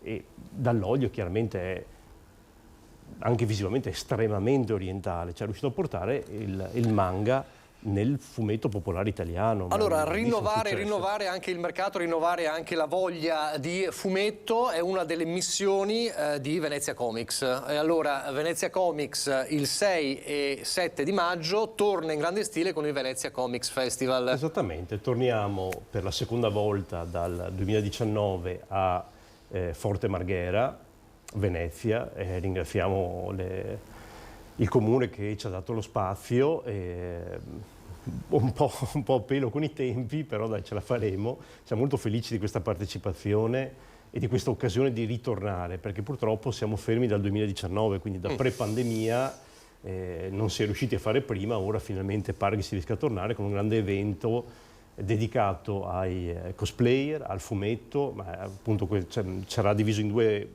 eventi prevalentemente, il Venezia Comics Festival, quindi area mercato, e Japan Day, con attività di intrattenimento per i bambini. Quindi per i bambini venite, c'è un sacco di cose da disegnare, un sacco di insegnanti, di tutor che potranno aiutarvi a disegnare il vostro fumetto, il vostro manga, un sacco di attività e la gara cosplay alla quale teniamo particolarmente, oltre poi anche a esibizioni inerenti al mondo giapponese, meditazione, spada, poi c'era anche la spada medievale e oltre poi la classica area mostra mercato nei nuovissimi padiglioni di Forte Marghera di recente ristrutturazione. Siamo felicissimi di inaugurarli con il fumetto, cioè sono già aperti, ma finalmente il fumetto può entrare anche nei nuovi padiglioni. Quindi 4 anni siete rimasti fermi, 3 anni diciamo nel 2019. 20, 21 e 22, sì, 3 anni fermi, purtroppo 3 anni fermi. Adesso vedete le immagini dell'edizione 2019, con questi sono il retro game. Speriamo di poter tornare. È un inizio, un rientro nel grande rete di fumettisti dei grandi festival italiani. Infatti Venezia Comics fa parte del RIF, la rete italiana festival fumetto, del quale fa parte Luca Comics, il Cartoomix, il Comic Con, e speriamo di rientrare finalmente a testa alta nel gruppo dei grandi. Pian pianino ci rimuoviamo e Vediamo. Ho visto peraltro, ecco, nelle immagini velocemente Capitan Napoli, i capitani italiani, che è una delle cose, l'abbiamo parlato precedentemente con Diego, questa cosa davvero particolare di, come dire, sfidare tra virgolette i comics americani sul loro terreno, che è una sfida importante con i supereroi targati italiani, quindi Capitan Venezia, Capitan Napoli. Venezia, Capitan Napoli, che per assurdo ce ne abbiamo diversi, però quelli che funzionano meglio sono Venezia e Napoli. Ecco. Infatti il nostro team... Così lontani, così vicini. Questa cosa mi fa un enorme piacere, cioè poter mettere vicino anche due città e due culture che sembrano lontane. Però Venezia Comics lavora prevalentemente con un team napoletano, cioè Venezia e Napoli siamo divisi, con i nostri supereroi, chiaramente sono prodotti non rivolti a tutto il pubblico nazionale, ma al pubblico locale. Quest'anno, se tutto va bene, a Venezia Comics usciremo con l'ultimo albo di Capitan Venezia. La cosa che a me diverte sempre molto è che tutti gli autori, sia dei vari Capitan Napoli che Capitan Venezia, sono tutti autori Marvel e DC. Cioè, quando mi dicono sembrano quelli americani, è perché siamo loro. Fisicamente noi che lo facciamo, le stesse persone che lo fanno. Ecco, la cosa che mi piace di Venezia Comics sono appunto anche tante idee, questa di sfidare sul terreno, tra virgolette, gli americani sul loro terreno, e poi anche cose particolari come quello che tu hai in mano, abbiamo anche la copertina, cioè parlare di problematiche femminili che esistono, come quello del ciclo mestruale, diciamo, il cosiddetto cattivo periodo, il pessimo periodo che passano le donne, vista dagli occhi di una supereroina. È davvero particolare questa cosa. Sì, addirittura questa storia è una storia di Antonio Sepe, disegnata da Cecilia Formicola, con la supervisione di Isabella Borrelli, che è una PR, comunicatrice, attivista, transfemminista, LGBTQ+, che ci ha proprio aiutato a parlare di argomenti che risultano essere spesso argomenti tabù, come appunto il ciclo mestruale, cioè provare imbarazzo nel 2023 per parlare di queste cose, fare body shaming, non è più tempo per queste cose, bisogna cambiare, bisogna modernizzarsi, basta. E siamo contenti di essere riusciti a realizzare questo prodotto. Cecilia Formicola come disegnatrice lavora in Francia da tanti anni, Antonio Sepe è uno sceneggiatore napoletano che collabora da anni con noi. L'albo è un'idea carina, simpatica, cioè la supereroina che ha i superpoteri quanto al ciclo mestruale. Detta così fa strano, quando abbiamo avuto l'idea 4-5 anni fa ci hanno guardato tutti come matti, dopo ha scritto la stessa cosa Emilia Clarke, quella che interpreta Daenerys Targaryen nel Trono di Spade, e tutto il mondo ha detto genio. Tutto il mondo ha concordato fosse l'idea geniale del secolo. Quando invece c'era Noi c'eravamo da anni e ci prendevano per dei pazzi. Quindi è la supereroina che in quel periodo, che di solito è il cattivo periodo, ha i poteri, quindi è un modo per vederlo in modo diversamente. Poi, cioè, ha dei problemi femminili reali. Cioè, abbiamo una supereroina che deve andarsi a comprare gli assorbenti, che chiede il congedo parentale, che deve pagarsi gli assorbenti, che non ha paura di parlare di queste cose. È un'idea molto carina, molto divertente. Poi Antonio Sepe ha una scrittura molto molto fresca, molto divertente, ed è gente che è abituato a confrontarsi con il mercato americano. Adesso vedremo come va, a breve sarà in vendita nei nostri store, sicuramente a Venezia Comics sarà in vendita, uscirà in anteprima il Comic Con di Napoli, appunto con lo staff al completo, Antonio Sepe e Cecilia Formicola, al nostro stand di Napoli. Questa cosa di Napoli-Venezia penso che sia... È una cosa... Probabilmente il gemellaggio più forte che abbiamo... nella nostra terra con la città, con il napoletano, per i fumetti. Allora, ho pochi minuti, però voglio parlare anche di te, poi ricordiamo l'appuntamento del Venezia Comics Festival. Allora, tu sei in uscita Io sono in uscita, ho scoperto oggi, perché teoricamente dovevo uscire domani con il mio ultimo libro per Bonelli, Dragonero, serie eroi, Mirva con il terzo volume della serie, un volume cartonato da libreria. Dovevo uscire domani, ma ho visto che su Facebook, ho visto che già ci sono i primi commenti del pubblico, che ringrazio, che ha trovato il libro, che ha apprezzato, vi ringrazio tanto. Quindi siamo usciti con un giorno di anticipo, io non ce l'ho da farvelo vedere, però l'ho trovato. Allora, per chi non lo conoscesse, Dragonero, e così vi invito a conoscerlo, è la serie fantasy, diciamo così, della Bonelli, possiamo dirlo così? Sì, ecco, che va bene, siamo contenti, continua, esce anche poi con il cartone animato, al quale io ho partecipato tra l'altro. Mi pare sempre il 7, domani su Rai Gulp dovrebbe uscire il secondo blocco di episodi, e poi su Rai Play Dragonero le grandi avventure, insomma, dei giovani eroi, dei giovani paladini, in uscita domani. E io ho lavorato anche alla realizzazione del cartone animato con la realizzazione di parte degli storyboard del cartone animato. E poi c'è l'avventura francese. Allora, Diego Monesso goes to France. Sì, e sono in partenza. Okay. Ho passato le prove. Perché ci sono delle prove? Sì. Ci sono delle prove. Anche per un professionista del tuo per calibro. noi è un po' più facile, perché intanto la differenza principale è che con i professionisti è il lavoro che viene da te e non siamo più noi a dover andare a bussare alle porte, quindi ci chiamano, però ci sono le prove da fare. Il settore è bello, è meritocratico, bisogna lavorare, bisogna studiare. L'autodidatta nel settore non ce la fa. Infatti per questo abbiamo deciso di aprire la Manga School, proprio per formare dei professionisti. E la Manga School di Venezia, che lavora alle aule a Forte Marghera. Il lavoro viene da te, però c'è una prova impegnativa, solitamente hai 24-48 ore per consegnare la tua 1-2 tavole di prova. Magari noi come professionisti si limitano a una tavola sola, perché sanno che bene o male siamo capaci. I tempi sono stretti.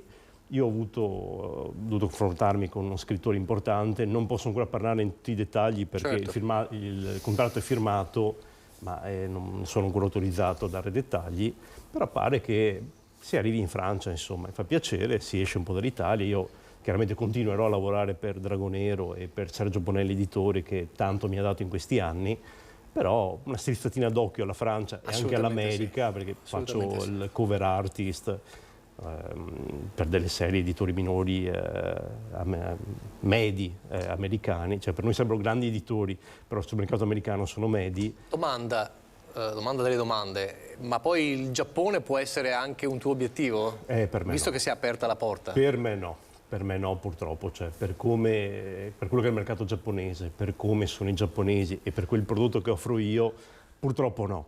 Mi dispiace, anche se mi dicono sembra un manga, qua si vede che hai copiato quel mangaka. Okay. Però purtroppo temo di non potercela fare. Ce l'ha fatta negli ultimi 30 anni che io sappia, ce l'hanno fatta in 2 italiani, e devo fare voto di umiltà e dire... Mai dire mai, comunque, mai dire mai. Allora, facciamo così, rivediamo la locandina, 6 e 7 maggio, Venezia Comics Festival, quindi mostra mercato, c'è in grande stile, insomma, mostra mercato, gli ospiti li comunicheremo man mano, si ricomincia, padiglioni nuovi, eventi, K-pop, si balla, si canta, si disegna, tante attività con i bambini. Questo ci tengo perché è una cosa che con il Comune di Venezia abbiamo tenuto a valorizzare, cioè l'attività didattica di disegno gratuita con i bambini. Ci sarà un'area a pagamento, ma per noi è importante offrire anche dell'offerta gratuita al pubblico, quindi non vi spaventate dei biglietti d'ingresso, ci sono delle offerte anche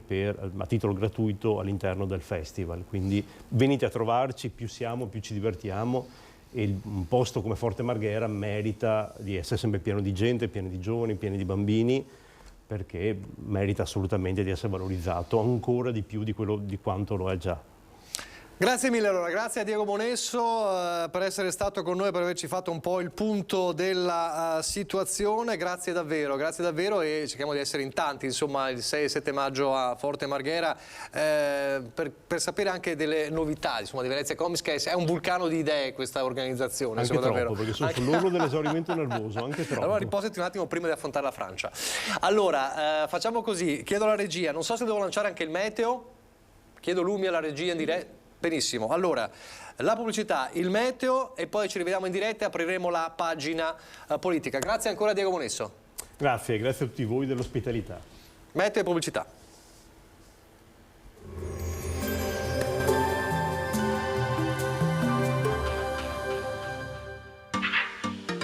Tremonti, attrezzature e materiale per saldatura professionale a Montebelluna. Bentrovati al meteo.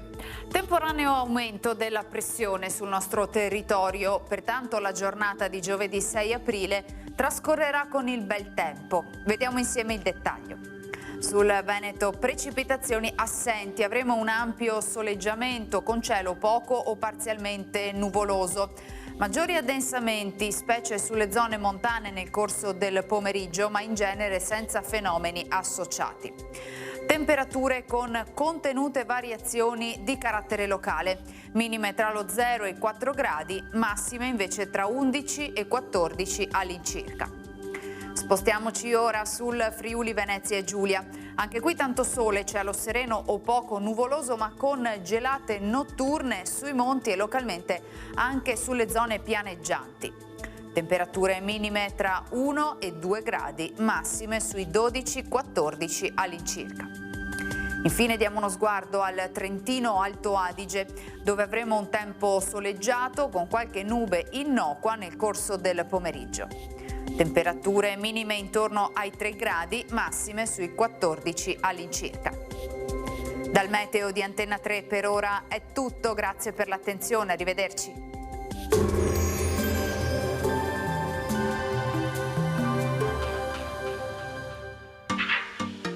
Tremonti, attrezzature e materiale per saldatura professionale a Montebelluna.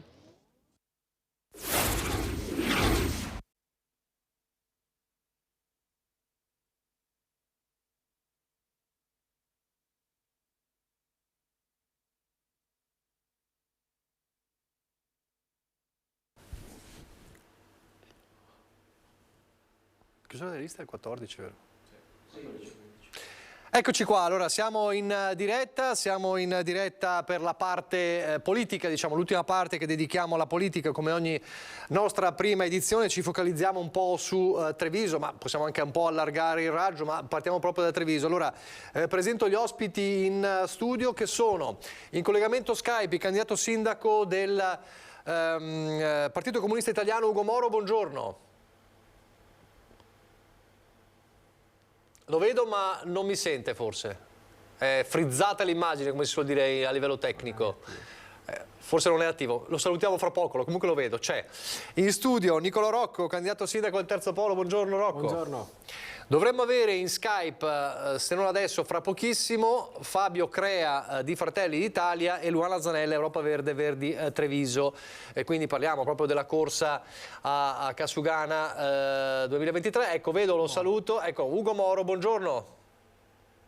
Buongiorno ai telespettatori e alle telespettatrici, a lei, grazie dell'invito. Allora, io volevo iniziare con una polemica un po' di queste ore che, come dire, riguarda la giornata di domani. La giornata di domani è particolare, come sapete, per Treviso, perché si commemora, si ricorda il sacrificio di tante persone morte nel bombardamento di Treviso il 7 aprile 1944. Ebbene, uno scontro di queste ore tra il candidato sindaco del centrodestra Conte e del centrosinistra Denardi sul fatto che Denardi proprio domani abbia un appuntamento, diciamo, elettorale più o meno intorno alle 12 alla mattina, nel giorno, insomma, della commemorazione. Si è scatenata un po' la polemica con Conte che ha attaccato Denardi per, come dire, non avere il rispetto di una giornata del genere e dicendo in questa giornata bisognava sospendere i comizi, diciamo, elettorali. È una polemica che vede anche il Terzo Polo, diciamo, un dibattito che vede anche il Terzo Polo in prima linea. È così, Rocco? Allora, a me dispiace chiaramente fare polemica con gli altri candidati, con il candidato della sinistra, insomma Giorgio Denardi, per cui non voglio fare polemica. Io avevo già annunciato 2 giorni fa che noi come Terzo Polo non avremmo fatto degli incontri elettorali per un semplice motivo, chiaramente in maniera riduttiva, in realtà il motivo è profondo. Il 7 aprile 1944 sono morti 1600 trevigiani. E il 7 aprile 1944 segna una data molto importante per la nostra città e ogni anno, indipendentemente dal colore politico, quella giornata e questa giornata, quella che andremo a celebrare per la 79esima volta questo venerdì, tra l'altro venerdì santo, è la giornata dell'unità per Treviso, è la giornata della memoria, del dolore, della riflessione e dell'unità. Quel giorno chi indosserà la fascia sarà anche il mio sindaco, anche se spero chiaramente di poter essere io dal giorno dopo le elezioni, ma quel giorno siamo tutti trevigiani e non ci devono essere distinzioni politiche, per cui senza polemica noi abbiamo detto che non avremmo fatto iniziative politiche per una questione di rispetto, perché quel giorno la città non deve dividersi ma deve unirsi. E chiaramente poi insomma Conte ha attaccato il candidato di sinistra. Io non voglio entrare in questa polemica. Ho visto la risposta di De Nardi, che è stata: ma comunque venerdì è una giornata di lavoro. Certo, io anche lavorerò venerdì mattina per la mia azienda, farò il mio lavoro, però sospendiamo l'iniziativa politica, l'iniziativa partitica, perché quello è il giorno dell'unità dei trevigiani e forse è una questione di sensibilità. Allora, vedo intanto che sei collegato, lo ringrazio, in auto Fabio Crea, Fratelli d'Italia, buongiorno. Buongiorno. Arrivo subito da lei. Allora, Ugo Moro, cosa dice? Era il caso di evitare situazioni elettorali nel giorno, in un giorno così particolare per Treviso, secondo lei? Mi permetto di ricordare che Treviso è città medaglia d'oro della Resistenza. E già l'altra volta io ho lanciato per il prossimo 25 aprile, visto che nel pieno della campagna elettorale, l'idea di un grande 25 aprile che rivendichi questa collocazione, questa onorificenza per la nostra città, la città di Treviso, che è orgoglio e onore di tutti i trevigiani. È evidente che quella di domani è una ricorrenza molto triste, l'anno prossimo sarà addirittura nel segno dell'80° anno di questi bombardamenti, ed è assolutamente adeguato, quanto diceva il collega in studio, sospendere qualsiasi attività nel ricordo e nella memoria di coloro che hanno perso la vita per il conflitto mondiale, per le ingiustizie, per tutto quello che ne derivò. Anche noi saremo assolutamente fuori da qualsiasi tipo di attività propagandistica ed elettorale.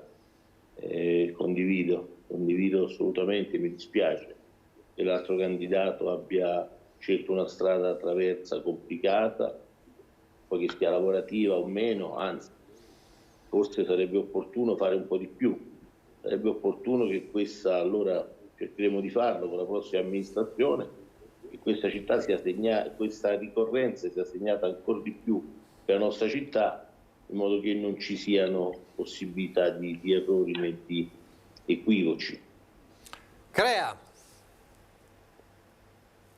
No, mi piace o mi dispiace, non lo so, scegliete voi, essere d'accordo con i candidati sindaci, che ovviamente ci vedono contrapposti, però ho sentito parole e considerazioni assolutamente ragionevoli e condivisibili. Direi che forse è opportuno far polemica, lo dico all'amico Niccolò Rocco, con il candidato sindaco De Nardi, perché trovo che sia una scelta assolutamente fuori da ogni logica, e quindi è assolutamente condivisibile il fatto che in questa giornata così importante e devastante dal punto di vista del ricordo, soprattutto per le vittime che ci sono state, la città di Treviso non sia segnata da una contrapposizione di natura politica. Cioè la contrapposizione politica non è una cosa negativa, è la competizione elettorale che porta ovviamente fisiologicamente ad una divisione, e credo che non sia opportuno farlo nella giornata del 7 aprile. Capisco anche, devo dire, e quindi qui mi piace fare un po' di polemica, capisco anche quello che è il tentativo di De Nardi, che di fronte alla desertificazione da parte degli altri candidati sindaci e di tutte le liste cerca di ritagliarsi quello che è uno spazio che sarà tutto per lui, per cercare di racimolare qualche voto in più. Al di là della battuta e della nota polemica, direi che è auspicabile un ripensamento da parte del candidato sindaco, lo sottolineo, soprattutto del PD, che di fronte a determinate ricorrenze politiche e sociali vuole dimostrare di avere sempre una certa attenzione. Spero che lo abbia anche in questo caso. Ecco, l'appuntamento, per essere precisi, è domani alle 12 di De Nardi, proprio la sede elettorale alle 12, peraltro poco dopo iniziano le celebrazioni e si parlerà di Treviso ciclopedonale e cicloturismo. Vorrei sentire anche Luana Zanella su questo, perché Luana Zanella insomma fa parte della coalizione di De Nardi. So che ha problemi di Skype, cerchiamo di capire se riusciamo a risolverli, perché vorrei sentire anche la sua opinione ovviamente in merito. L'idea di Moro di un 25 aprile condiviso tra i candidati, cosa dice Crea? Perché quello è un altro insomma, tema di cui si parla in queste settimane, insomma, e con polemiche sul 25 aprile a livello nazionale. No, le polemiche direi che sono strumentali da parte di chi vuole sfruttare sempre determinate ricorrenze per corsi e ricorsi storici riportati ad una realtà, quella odierna, che non ha nessuna ragione di polemica dal punto di vista di alcuni partiti politici. Sappiamo bene che ci riferiamo alle polemiche sempre della sinistra o del centro-sinistra nei confronti di Fratelli d'Italia relativamente a situazioni che non ci hanno riguardato e che non ci riguardano ovviamente direttamente perché fanno parte della storia. Chiaramente una commemorazione di una data importante, quale quella della liberazione, che è una data importante per l'intero paese e non per una parte politica come spesso tenta di appropriarsene, direi che da un punto di vista simbolico personalmente non ci vedo niente di controproducente, anzi è una manifestazione di intelligenza e di solidarietà che ritengo possa essere valutata da parte dei candidati sindaci. Moro, la soddisfa come risposta? Molto bene, molto bene. Oggi io e l'avvocato Crea continuiamo ad essere d'accordo, dovremmo preoccuparci. Mi preoccupa va bene così. Allora, no, ma ci sono dei temi, scusi Zanete, ci sono dei temi che riguardano insomma l'intero paese, che riguardano aspetti sociali, politici, storici, su cui non è necessario sempre avere contrapposizione a prescindere. Si può condividere determinate posizioni. No? Avvocato, proprio in questo senso era la mia proposta di fare un 25 aprile tutti insieme. Certo. Allora c'è questa, cosa dice lei, Rocco? Io lancio già una proposta a ballottaggio, visto che andrò al ballottaggio, io voglio l'apparentamento col compagno Moro e voglio il sostegno di Fratelli d'Italia, anche perché Fratelli d'Italia, come ha appena dimostrato Fabio Crea, è già candidato a fare l'opposizione interna a Conte nel caso vincesse, ed è il motivo per cui... Grazie compagno Nicolò, ero io l'apparentamento. Amico Nicolò, dai, facciamo così. Per cui insomma mi pare che lo scenario così si delinei, c'è una sinistra neanche troppo convinta perché ci sono due candidati a sinistra, ci siamo noi, bella candidatura al centro, e poi c'è questo centrodestra, questa destra, insomma già divisa, con Crea che mi dice di non fare abbastanza, diciamo, l'opposizione a Conte, ma gli lascio questo spazio all'interno della sua coalizione. Io faccio proposte per Treviso e quindi vado avanti per la mia strada. Crea, questa è per lei. Dovrebbe rispondere. No, ma non capisco, cioè stavamo parlando di altro, non capisco questa affermazione. No, dai, ho colto.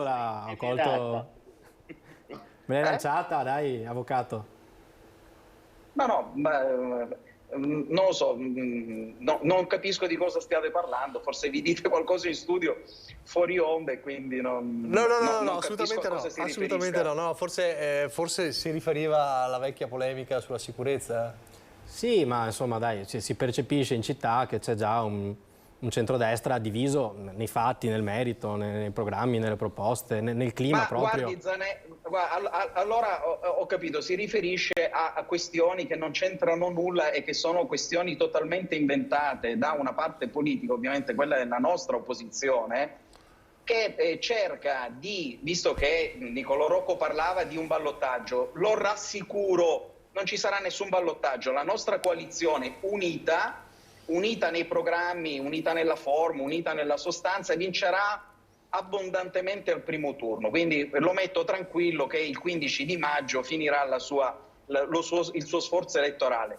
Dopodiché all'interno del centrodestra trevigiano cittadino della coalizione attuale non c'è nessuna contrapposizione, nessuna diversa visione né di strategie né di obiettivi. Tutto quello che si vuole cercare di inserire nell'ambito del centrodestra come situazioni confliggenti o conflittuali sono solamente delle strategie da parte di chi evidentemente è debole e che cerca di indebolire una coalizione che invece è forte, fortissima e assolutamente unita.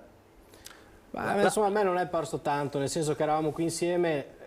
Lei, che penso sia un esponente molto importante di Fratelli d'Italia, ha detto che Conte ha fallito sulla sicurezza e Conte le ha risposto: ma allora perché ti compri la casa in una zona che è insicura?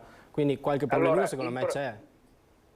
Il problema, allora, una delle caratteristiche più importanti in generale ma anche nella politica è avere capacità di memoria. Se mi trovi uno dei passaggi in cui ho detto un fallimento di Conte sulla sicurezza, allora potrò star zitto. Siccome non ho mai detto questo e avevo risposto solamente a Boff che aveva detto una cosa completamente diversa, non vedo dove sia la polemica in allora e anche adesso. Lo recupererò allora. Allora, stiamo sempre cercando faticosamente di collegarci con Luana Zanella, ma non ci stiamo riuscendo. Un tema di cui si parla tra i tanti temi della città. Beh, intanto mi pare di aver capito che siamo tutti d'accordo per il 25 aprile con tutti i candidati insieme. Mi pare di aver capito, vedremo se poi sarà d'accordo anche Denardi e Rancan, gli altri candidati. Allora, il tema dello stadio tennis, se ne parla, se ne continua a parlare, viene rilanciato il futuro dello stadio. Qual è, secondo Rocco, deve essere il futuro dello stadio di Treviso? Ma allora, partiamo da un presupposto. Monigo è Monigo e a Monigo c'è il rugby. Il tennis è il tennis e al tennis c'è il calcio.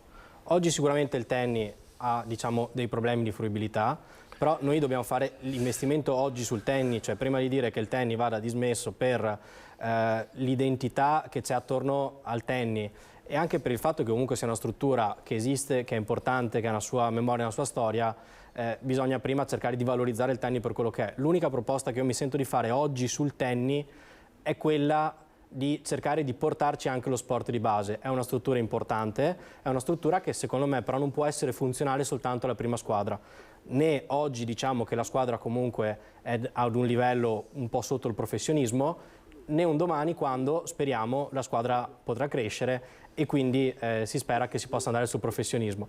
Poi in generale io non metto limiti alla provvidenza, nel senso che Denardi vuole portare gli europei di calcio a Treviso e io insomma spero che, lo vedo molto difficile che portiamo gli U2 e gli europei di calcio a Treviso e quindi vuole fare un nuovo tennis.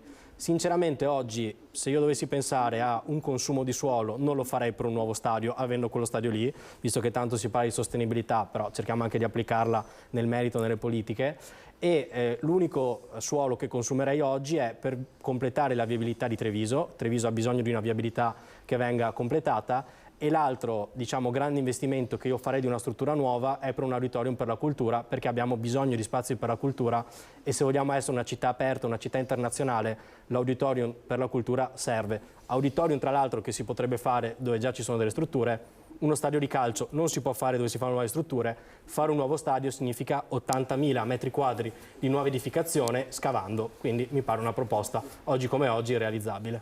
Crea. Ma sono d'accordo, ritengo che la proposta di Denardi sia, come purtroppo molte delle proposte che gli ho sentito fare durante questa campagna elettorale, un po' decontestualizzate, ma soprattutto contestualizzate dalla realtà. Cioè l'approccio di Denardi, e quindi evidentemente anche del Partito Democratico che lo sostiene, è un approccio totalmente ideologico relativamente a quello che deve essere un concetto di una città e di un centro città che deve andare verso una totale desertificazione. E quindi in questo progetto togliamo anche lo stadio tennis, che è una assurdità e quasi una bestemmia, mi si passi il termine. Non soltanto perché ovviamente questo comporterebbe la creazione di un ulteriore, chiamiamolo buco nero, la necessità di costruire un impianto, come dice Denardi da un'altra parte, con più o meno consumo di suolo, ma comunque con un impegno economico non certamente di poco momento.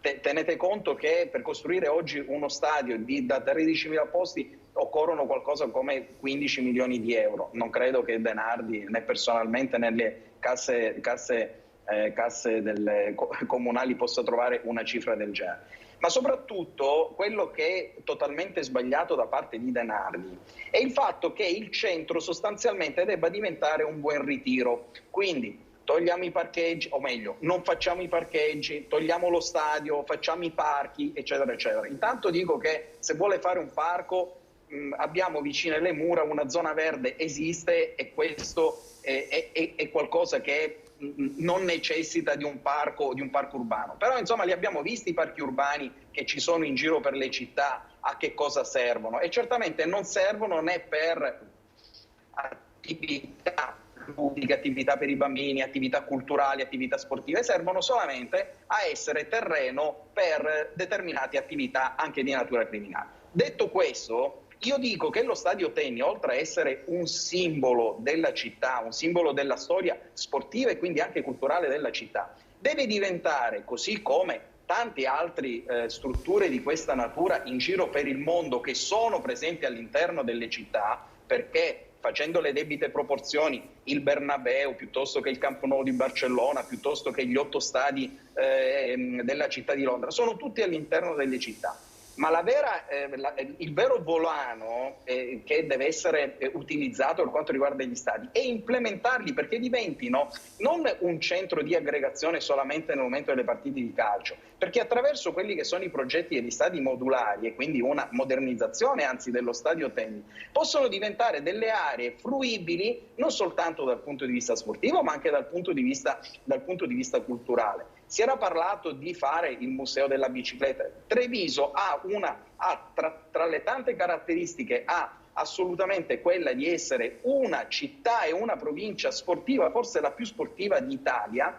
Questo deve essere un elemento da sfruttare all'interno di strutture che già esistono, sportive, quale può essere lo Stato Terni, con una sua riorganizzazione, ampliamento, con un suo ammodernamento, così come stanno facendo tutti gli stadi in tutta Europa, oltre che nel mondo, che diventano un volano per l'economia della città. Fatemi fare l'avvocato del diavolo in assenza della Zanella, ma allora perché non è stato fatto prima questo? Parlate con me? Sì. Cioè ripensare il tennis diversamente, perché è da ripensare comunque, no? Questa è una mia opinione, che non riguarda solamente il tennis, riguarda gli stadi di tutta Italia che oltre a essere degli stadi assolutamente vecchi sono totalmente inutilizzati. Ricordiamoci che non siamo riusciti a sfruttare i mondiali del 90 avendo sprecato, come spesso capita o capitava nel nostro paese, miliardi e miliardi di lire oppure milioni di euro, senza essere riusciti ad fare degli stadi che potessero essere tranne qualcuno, come nelle nostri vicini, per esempio Friuli, non siamo riusciti a fare uno stadio moderno, ma soprattutto quello che manca è la capacità in Italia di creare le infrastrutture che sono assolutamente necessarie perché poi si possa utilizzare i centri della città e le strutture che ci sono ai centri delle città che possono essere valorizzate e rese fruibili. Si parla tanto di PNRR, stiamo prendendo 200 miliardi a debito, siamo andati a vedere, leggiamo sulla stampa quelli che sono i progetti, direi assurdi, che sono stati individuati da alcuni comuni che usufruiranno di questi soldi a debito che ci viene stato concesso dall'Europa. Quello che invece sarebbe dovuto essere attuato e quindi un ammodernamento di tutta la situazione infrastrutturale italiana che avrebbe prodotto una modernizzazione del paese e una produzione di PIL, di tutto ciò non si parla assolutamente. Questa è la miopia politica in generale dell'Italia e lo abbiamo dimostrato, lo stiamo dimostrando con questo PNRR fatto ovviamente da un governo diverso da quello a cui noi facciamo riferimento oggi e che comporterà solamente la presenza di un introito di soldi a debito che poi pagheranno i nostri figli, i nostri nipoti. Allora, poi parliamo anche del PNRR, se volete, in relazione anche alle attività dei sindaci, che poi sono quelli in prima linea. Moro, rimanendo un po' sullo stadio tennis, lei cosa dice? Intanto noi a Treviso abbiamo la fortuna di avere lo stadio di Monico, che è quello del rugby. Io ho giocato a rugby, anche se non nel Benetton, e quindi lì c'è il sogno del rugby, lo sport collettivo per antonomasia. Il tennis, evidentemente, io ribadisco la nostra proposta della Grande Treviso, quindi dell'unione di Treviso con i 10 comuni limitrofi, e deve essere un'area in cui lo stadio va ripensato anche come casa dello sport, come avviene laddove gli stadi sono ben inseriti nel contesto sociale e funzionano anche con altre attività e anche con i parcheggi necessari non andare a consumare ulteriori spazi verdi, ci mancherebbe, va fatto. Lei dice perché non è stato fatto prima? Non si è pensato prima, sbagliato, adesso lo si sta pensando finalmente, anche utilizzando questi finanziamenti, da far presto ovviamente, se possibile, o altri, ma comunque è evidente che il calcio è bene che sia lì, che abbia il suo spazio, e se poi serviranno altre strutture faranno, ma quella collocazione anche strategica, anche dal punto di vista della storia del calcio trevigiano, assolutamente andrebbe preservata e mantenuta. Questo voler cancellare, questo voler sistemare, destinare ad altro, non ci convince. Intanto diciamo che il territorio più lo preserviamo.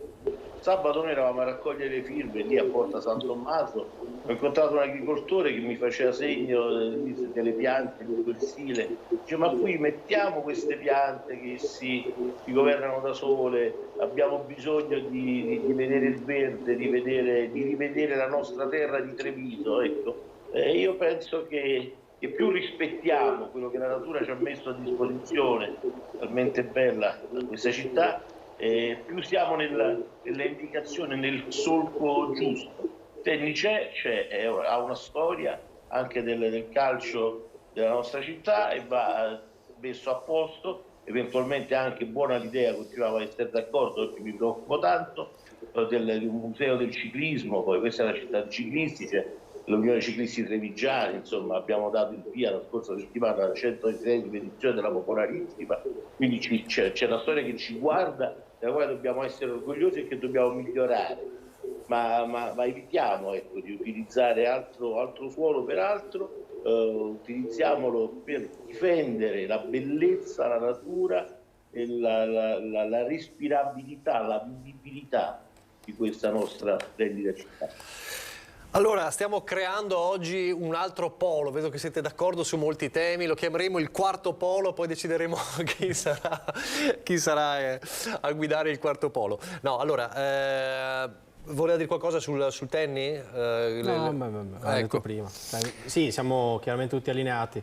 Questo quarto polo vedrei crea la sicurezza, Rocco Sindaco e il compagno Moro al lavoro. Continua a mettere il dito nella piaga, Rocco. Volevo chiedere una cosa, ecco, un tema importante, perché si è parlato e si parla spesso durante le campagne elettorali, i grandi riflettori sono sempre un po' sul centro città e giustamente, anche se ha parlato degli affitti, era uno dei temi di Ring della scorsa settimana, la sicurezza eccetera eccetera.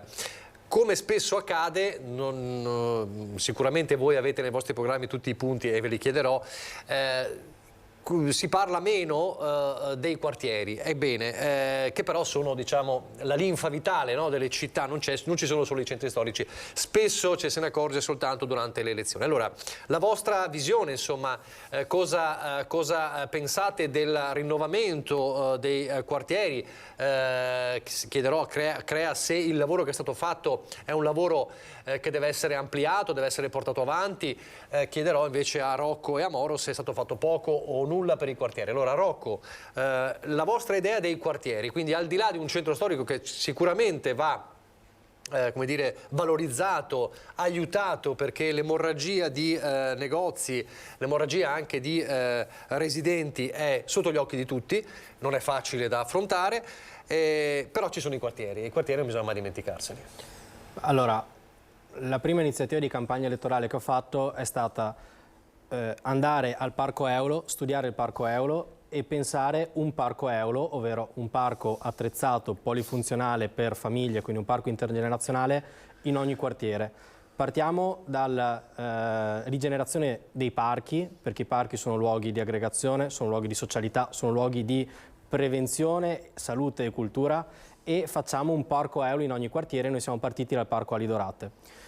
Ho scelto di mettere la sede elettorale della mia campagna elettorale a Santa Bona, in un vecchio studio di un medico di medicina generale che ha smesso, diciamo, la sua attività, perché noi abbiamo bisogno di pensare alla città dei 15 minuti dove al centro ci siano i quartieri.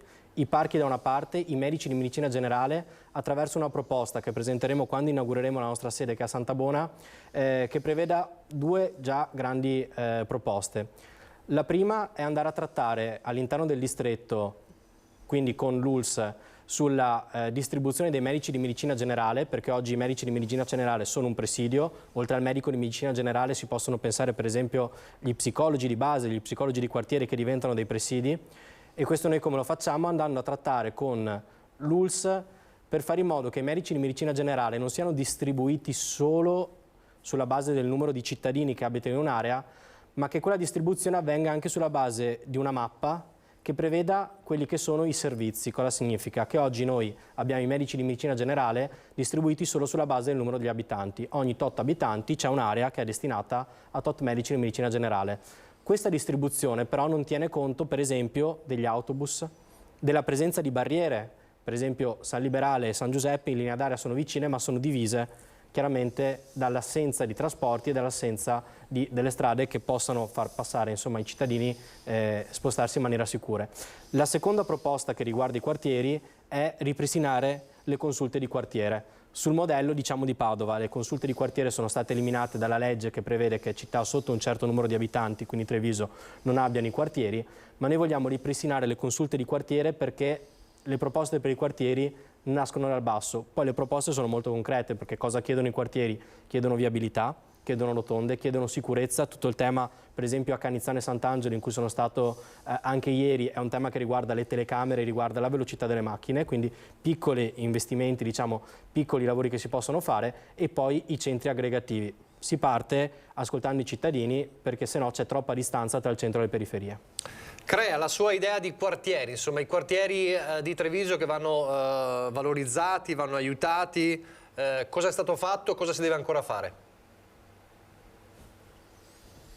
Allora, ovviamente, ma mi sembra una cosa ovvia, i quartieri vanno ovviamente considerati e certamente vanno tenuti in considerazione non soltanto nella città di Treviso, ma in tutte le città d'Italia, ma e dovrebbe essere così dappertutto, perché molto spesso la marginalizzazione dei quartieri crea dei fenomeni che ovviamente sono deleteri per tutti gli aspetti sociali e anche economici. Quindi sicuramente i quartieri, pensare ai quartieri in maniera distinta dal centro storico sembra che si vogliono introdurre due entità diverse di città.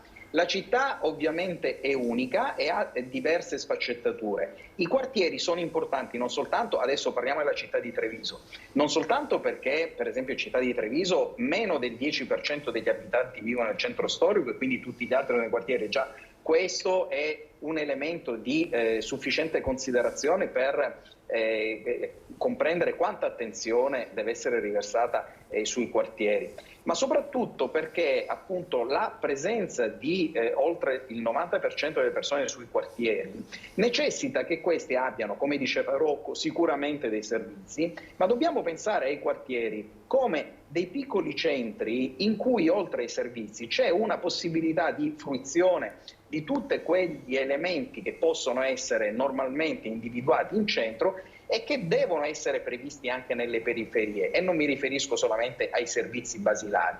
C'è una caratteristica normalmente nei quartieri, certamente nella nostra città, dove la possibilità di avere ampi spazi, soprattutto spazi verdi, ma anche altre strutture, come per esempio facciamo riferimento a Santa Maria del Rovere, la caserma Salsa, che sono delle strutture che possono essere riconvertite in maniera molto importante, sia dal punto di vista sociale che dal punto di vista, aspetti che si è... vediamo il cruscotto così. Ecco. Vediamo il cruscotto, se volete vedere dove sono. Vediamo anche i cuoricini. A girare. Ecco.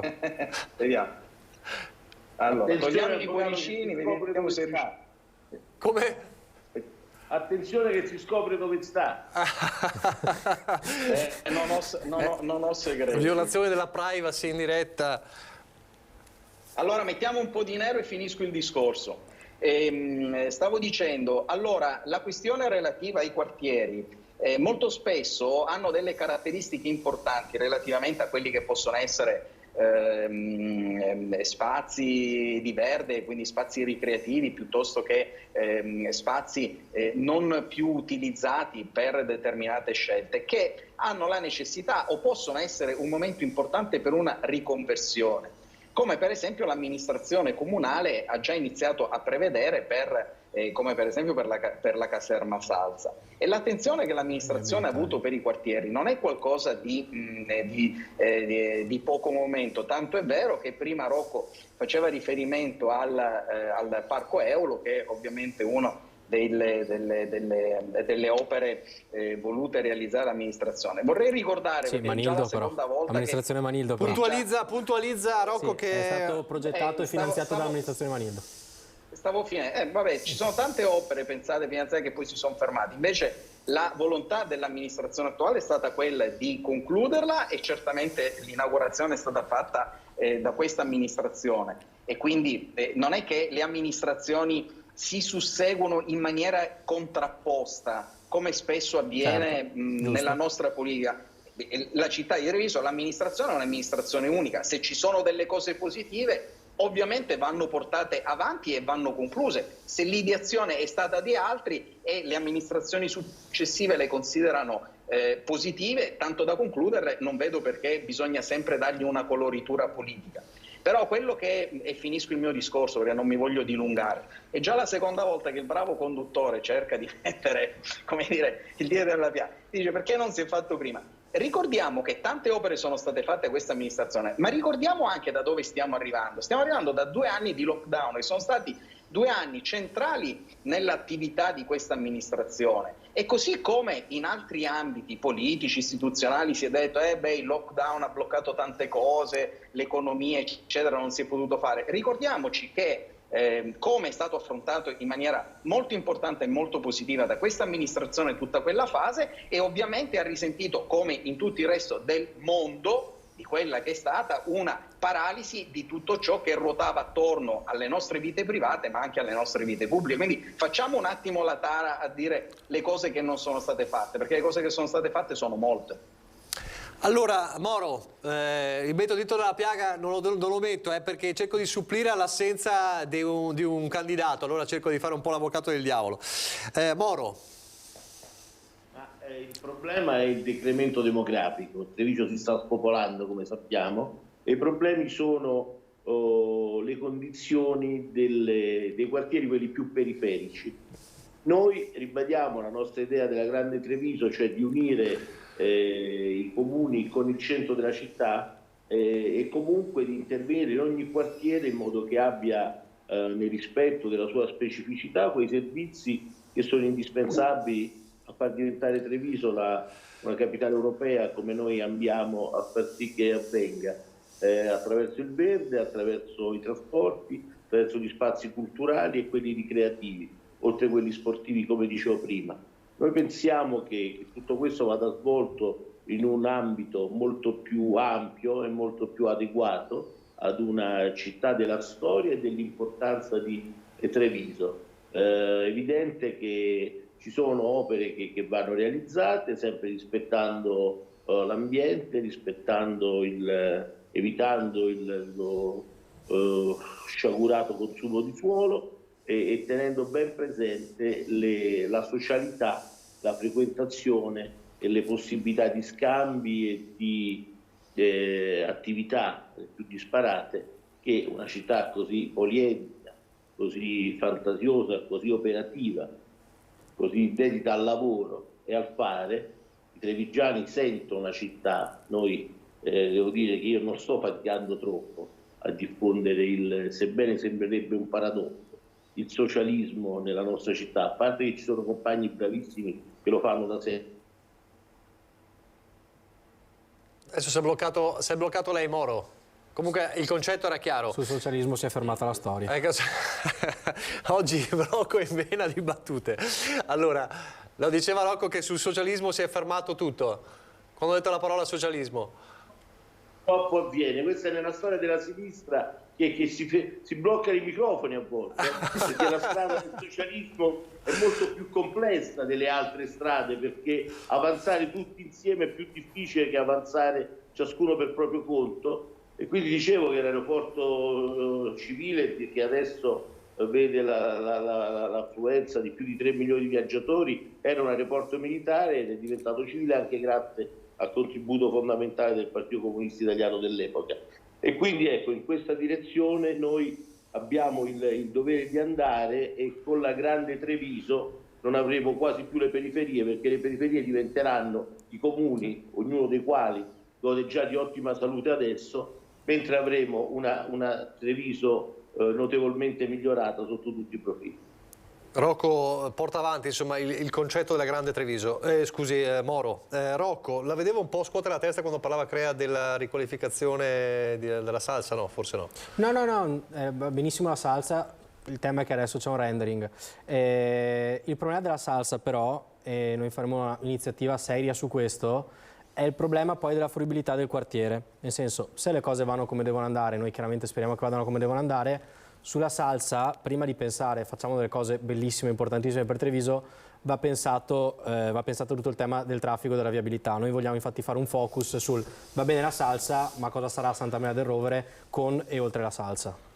Crea, su questo ha ragione Rocco? Sì, non mi pare che adesso Santa Maria del Rovere non abbia un problema di traffico, di viabilità, certo, come tutti gli altri quartieri, come in tutte le città. Quindi questo è un problema generale, ma non si risolve non sfruttando quelle che sono le strutture che ci sono e che possono essere anche di stimolo per realizzare nuove soluzioni di viabilità. L'individuazione all'interno di una struttura importante come la salsa può essere quell'elemento che sollecita, rende necessario anche un ripensamento dal punto di vista della oggi ci sono problemi. Vediamo se riesce a chiudere il concetto. No, allora facciamo così. Prova a ricollegarsi. Nel frattempo, visto che abbiamo l'ultimo blocco pubblicitario, mandiamo la pubblicità e poi ci ricolleghiamo e torna a chiudere il discorso. Eccoci in diretta, sono davvero gli ultimi minuti della nostra prima edizione. Crea si è ricollegato, stava parlando di Santa Maria del Rovere, Caserma Salsa, ecco, vuole riassumere perché poi abbiamo perso un po'.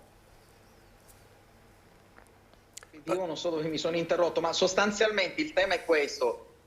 Tutte le questioni relative alla fruibilità di una zona piuttosto che di una struttura, di aree piuttosto che di parcheggi, non devono essere un elemento, se ho inteso bene quello che diceva Rocco, un elemento per evitare una riqualificazione, un ripensamento e una valorizzazione di strutture importanti che possono essere utili dal punto di vista sociale ed economico per la città, ma devono essere un'occasione per migliorare, per creare la struttura, per migliorarla, ma soprattutto per creare tutto il sistema intorno di viabilità piuttosto che di parcheggi e di fruibilità in generale.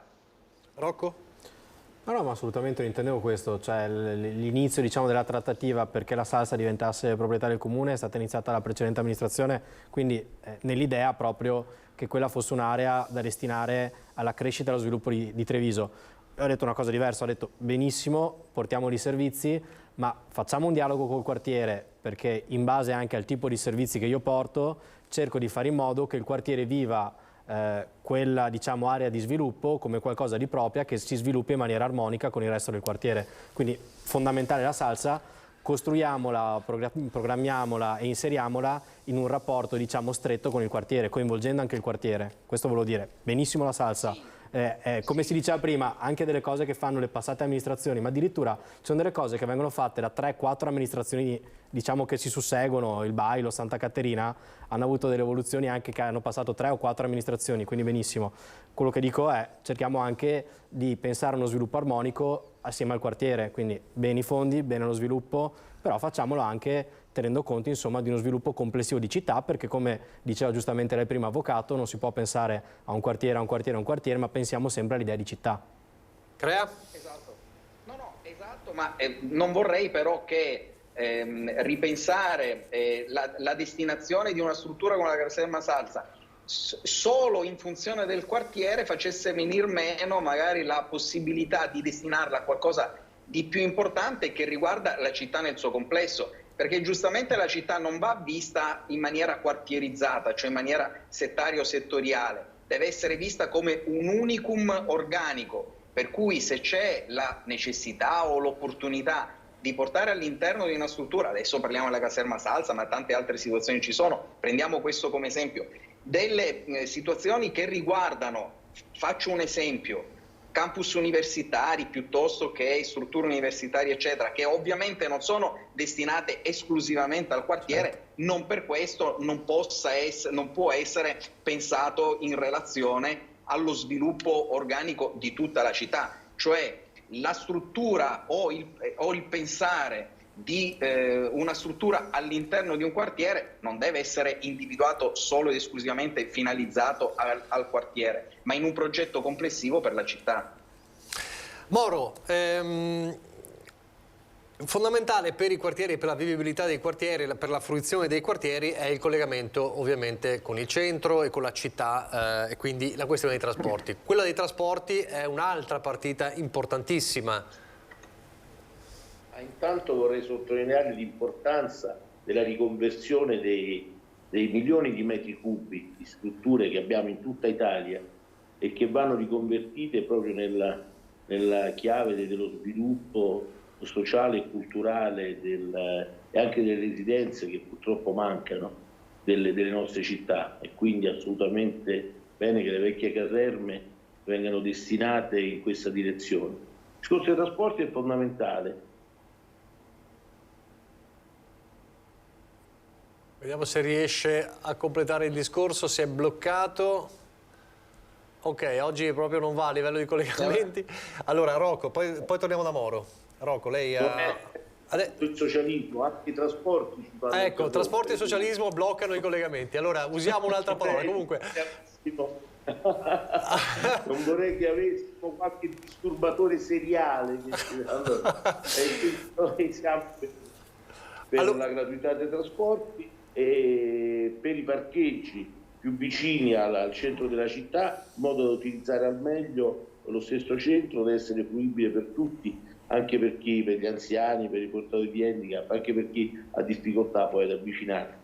Il discorso poi va riparametrato sui quartieri, chiaramente con i mezzi ecologici, sempre rispettando la compatibilità ambientale. Pensiamo che si possa fare tanto di più e tanto di meglio in questa direzione, perché anche in questo ambito Treviso abbia il servizio migliore possibile.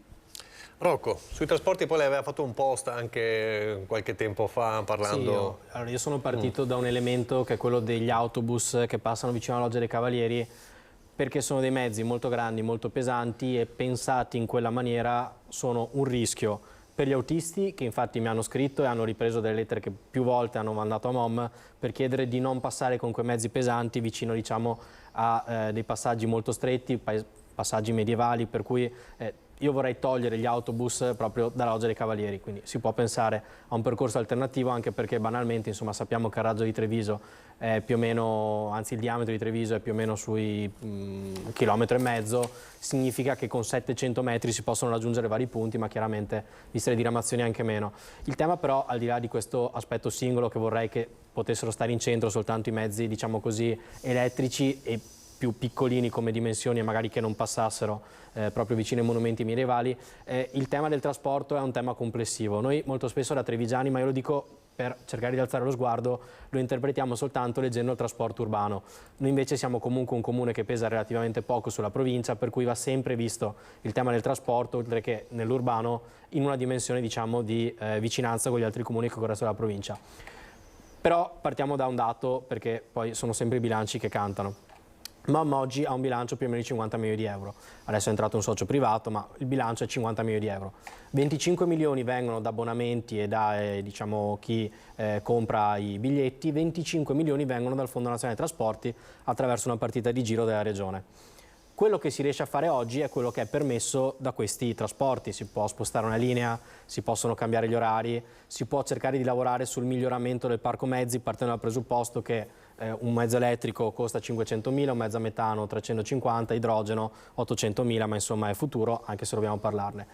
In realtà quello che si dovrebbe puntare a fare, se veramente noi pensiamo che il futuro sia il trasporto pubblico, e io ci credo per un tema che è quello dell'invecchiamento della popolazione, cioè al di là del tema, diciamo così, ambientale, che è un tema importante, il tema del trasporto pubblico è quello che rende un paese una grande città. E noi dobbiamo farlo visti i trend che riguardano l'avanzamento demografico e quindi pensare a una città vivibile, 15 minuti, sostenibile. Per arrivarci però bisogna essere seri, bisognerebbe che il Comune di Treviso mettesse delle risorse proprie. Ci sono comuni, diciamo, nel resto della regione che lo fanno. Io ho parlato con il presidente di MOM e lui dice con 2 milioni di euro, che è un investimento importante, ma se noi lo destiniamo in maniera continuativa, se ci crediamo, e magari in un rapporto anche con gli altri comuni che finanziano qualcosa, con 2 milioni di euro iniziamo a fare le navette circolari, le navette a chiamata e iniziamo un pochino a migliorare anche il parco mezzi. Per cui sul trasporto pubblico la prima cosa che farei è vediamo dal bilancio se si riescono a fare investimenti continuativi, ma bisogna decidere o ci crediamo o non ci crediamo, e noi ci crediamo. Crea, allora chiudiamo con lei. È fattibile, è percorribile secondo lei questa... Scusi dottore, possiamo dire in quel governo di unità della Marca trevigiana che Rocco immaginava, diamo a lui i trasporti, visto che è Ok, sicurezza, trasporti e allora, lavoro. Allora assessore provinciale però, Okay. Allora assessore provinciale. Allora Crea, è percorribile questa ipotesi che il Comune, stante ovviamente quello che c'è a bilancio, possa aiutare MOM? Mi fa una domanda troppo tecnica che bisognerebbe conoscere. Bisogna sentire l'assessore al bilancio, certo. I numeri, certo. Bisognerebbe conoscere i numeri, quindi non Rocco come Moro sono candidati sindaci, quindi hanno un onere di conoscenza anche in questa campagna elettorale diverso rispetto a quello che compete a me. Quindi non ho i numeri per dire se deve o può dare un aiuto, chiamiamolo così, tecnicamente economico a MOM. Quindi posso esprimere la mia opinione in termini generali. In termini generali e di ragionevolezza, sicuramente la possibilità di un ricambio del parco al netto di ogni capacità economica e finanziaria degli enti proposti, privati e pubblici, quindi al netto di tutto ciò. Quindi da un punto di vista di idea, chiaramente non vedo come non si possa essere d'accordo nel tentare di auspicare di raggiungere un obiettivo che sia di minore impatto ambientale e anche di minore incidenza o pregiudizio per la tutela di beni storici e architettonici come quelli importanti della città di Treviso. Vorrei però che la questione non si limitasse solamente al trasporto pubblico come se fosse la panacea di tutti i mali. C'è una necessità, perché nella mia personale visione, ma insomma stiamo parlando di temi amministrativi e non di temi politici, le questioni non possono essere riguardate in maniera, come dicevo prima, settaria. La città deve, la città in generale, non mi riferisco solamente a Treviso, essere un sistema organico dove c'è una compresenza e una fruibilità da parte del residente e da parte di chi viene al di fuori, e che quindi ha meno necessità di un trasporto pubblico, perché in una città come Treviso parliamo di un trasporto pubblico che è più destinato non tanto al turista quanto al residente. Non siamo in presenza di una città, di una metropoli dove c'è i turisti che sfruttano le metropolitane, eccetera. Quindi il sistema viario che coinvolge gli aspetti economici della città, l'aspetto culturale e turistico, che sono due elementi centrali per il volano, per l'economia della città, per il miglioramento degli aspetti e non solo economici della città, necessitano anche di un ripensamento di quello che, come sta portando avanti questa amministrazione, di un ripensamento anche del sistema parcheggi. E trovo che, ritornando in maniera un po' circolare a quello che dicevo prima con le proposte di Denardi e di quel centro-sinistra, mi sembra che molte delle proposte, come quelle di togliere tutti i parcheggi dal centro, siano totalmente fuori da ogni logica, fuori da ogni realtà perché così come si fa in tutti i paesi del mondo, anche quelli che hanno un sistema di trasporti urbano assolutamente capillare, parlo di metropolitane, dei sistemi metropolitani all'interno delle città e delle metropoli, non si è mai visto che i parcheggi in centro non ci siano. Quindi il fatto di pensare ancora oggi al fallimento dei parcheggi scambiatori o di altro non fa altro che creare un allontanamento nella fruibilità della città, con tutto ciò che ne va dietro, e quindi poi abbiamo un commercio che soffre, quindi una desertificazione dei negozi, abbiamo un problema di mancanza di attrattività della città, che ovviamente è un elemento che per quanto ci riguarda deve essere sicuramente evitato. Bene, grazie. Allora, siamo davvero in chiusura, mancano 20 secondi. Allora io ringrazio Nicolò Rocco, candidato sindaco Terzo Polo, ringrazio Ugo Moro, candidato sindaco del Partito Comunista Italiano, ringrazio Fabio Crea in corsa con Fratelli d'Italia. Grazie davvero per essere stati con noi. Il prossimo appuntamento con l'informazione dalle 18:30 come sempre con il telegiornale del Veneto, a seguire gli altri appuntamenti con i notiziari. Arrivederci.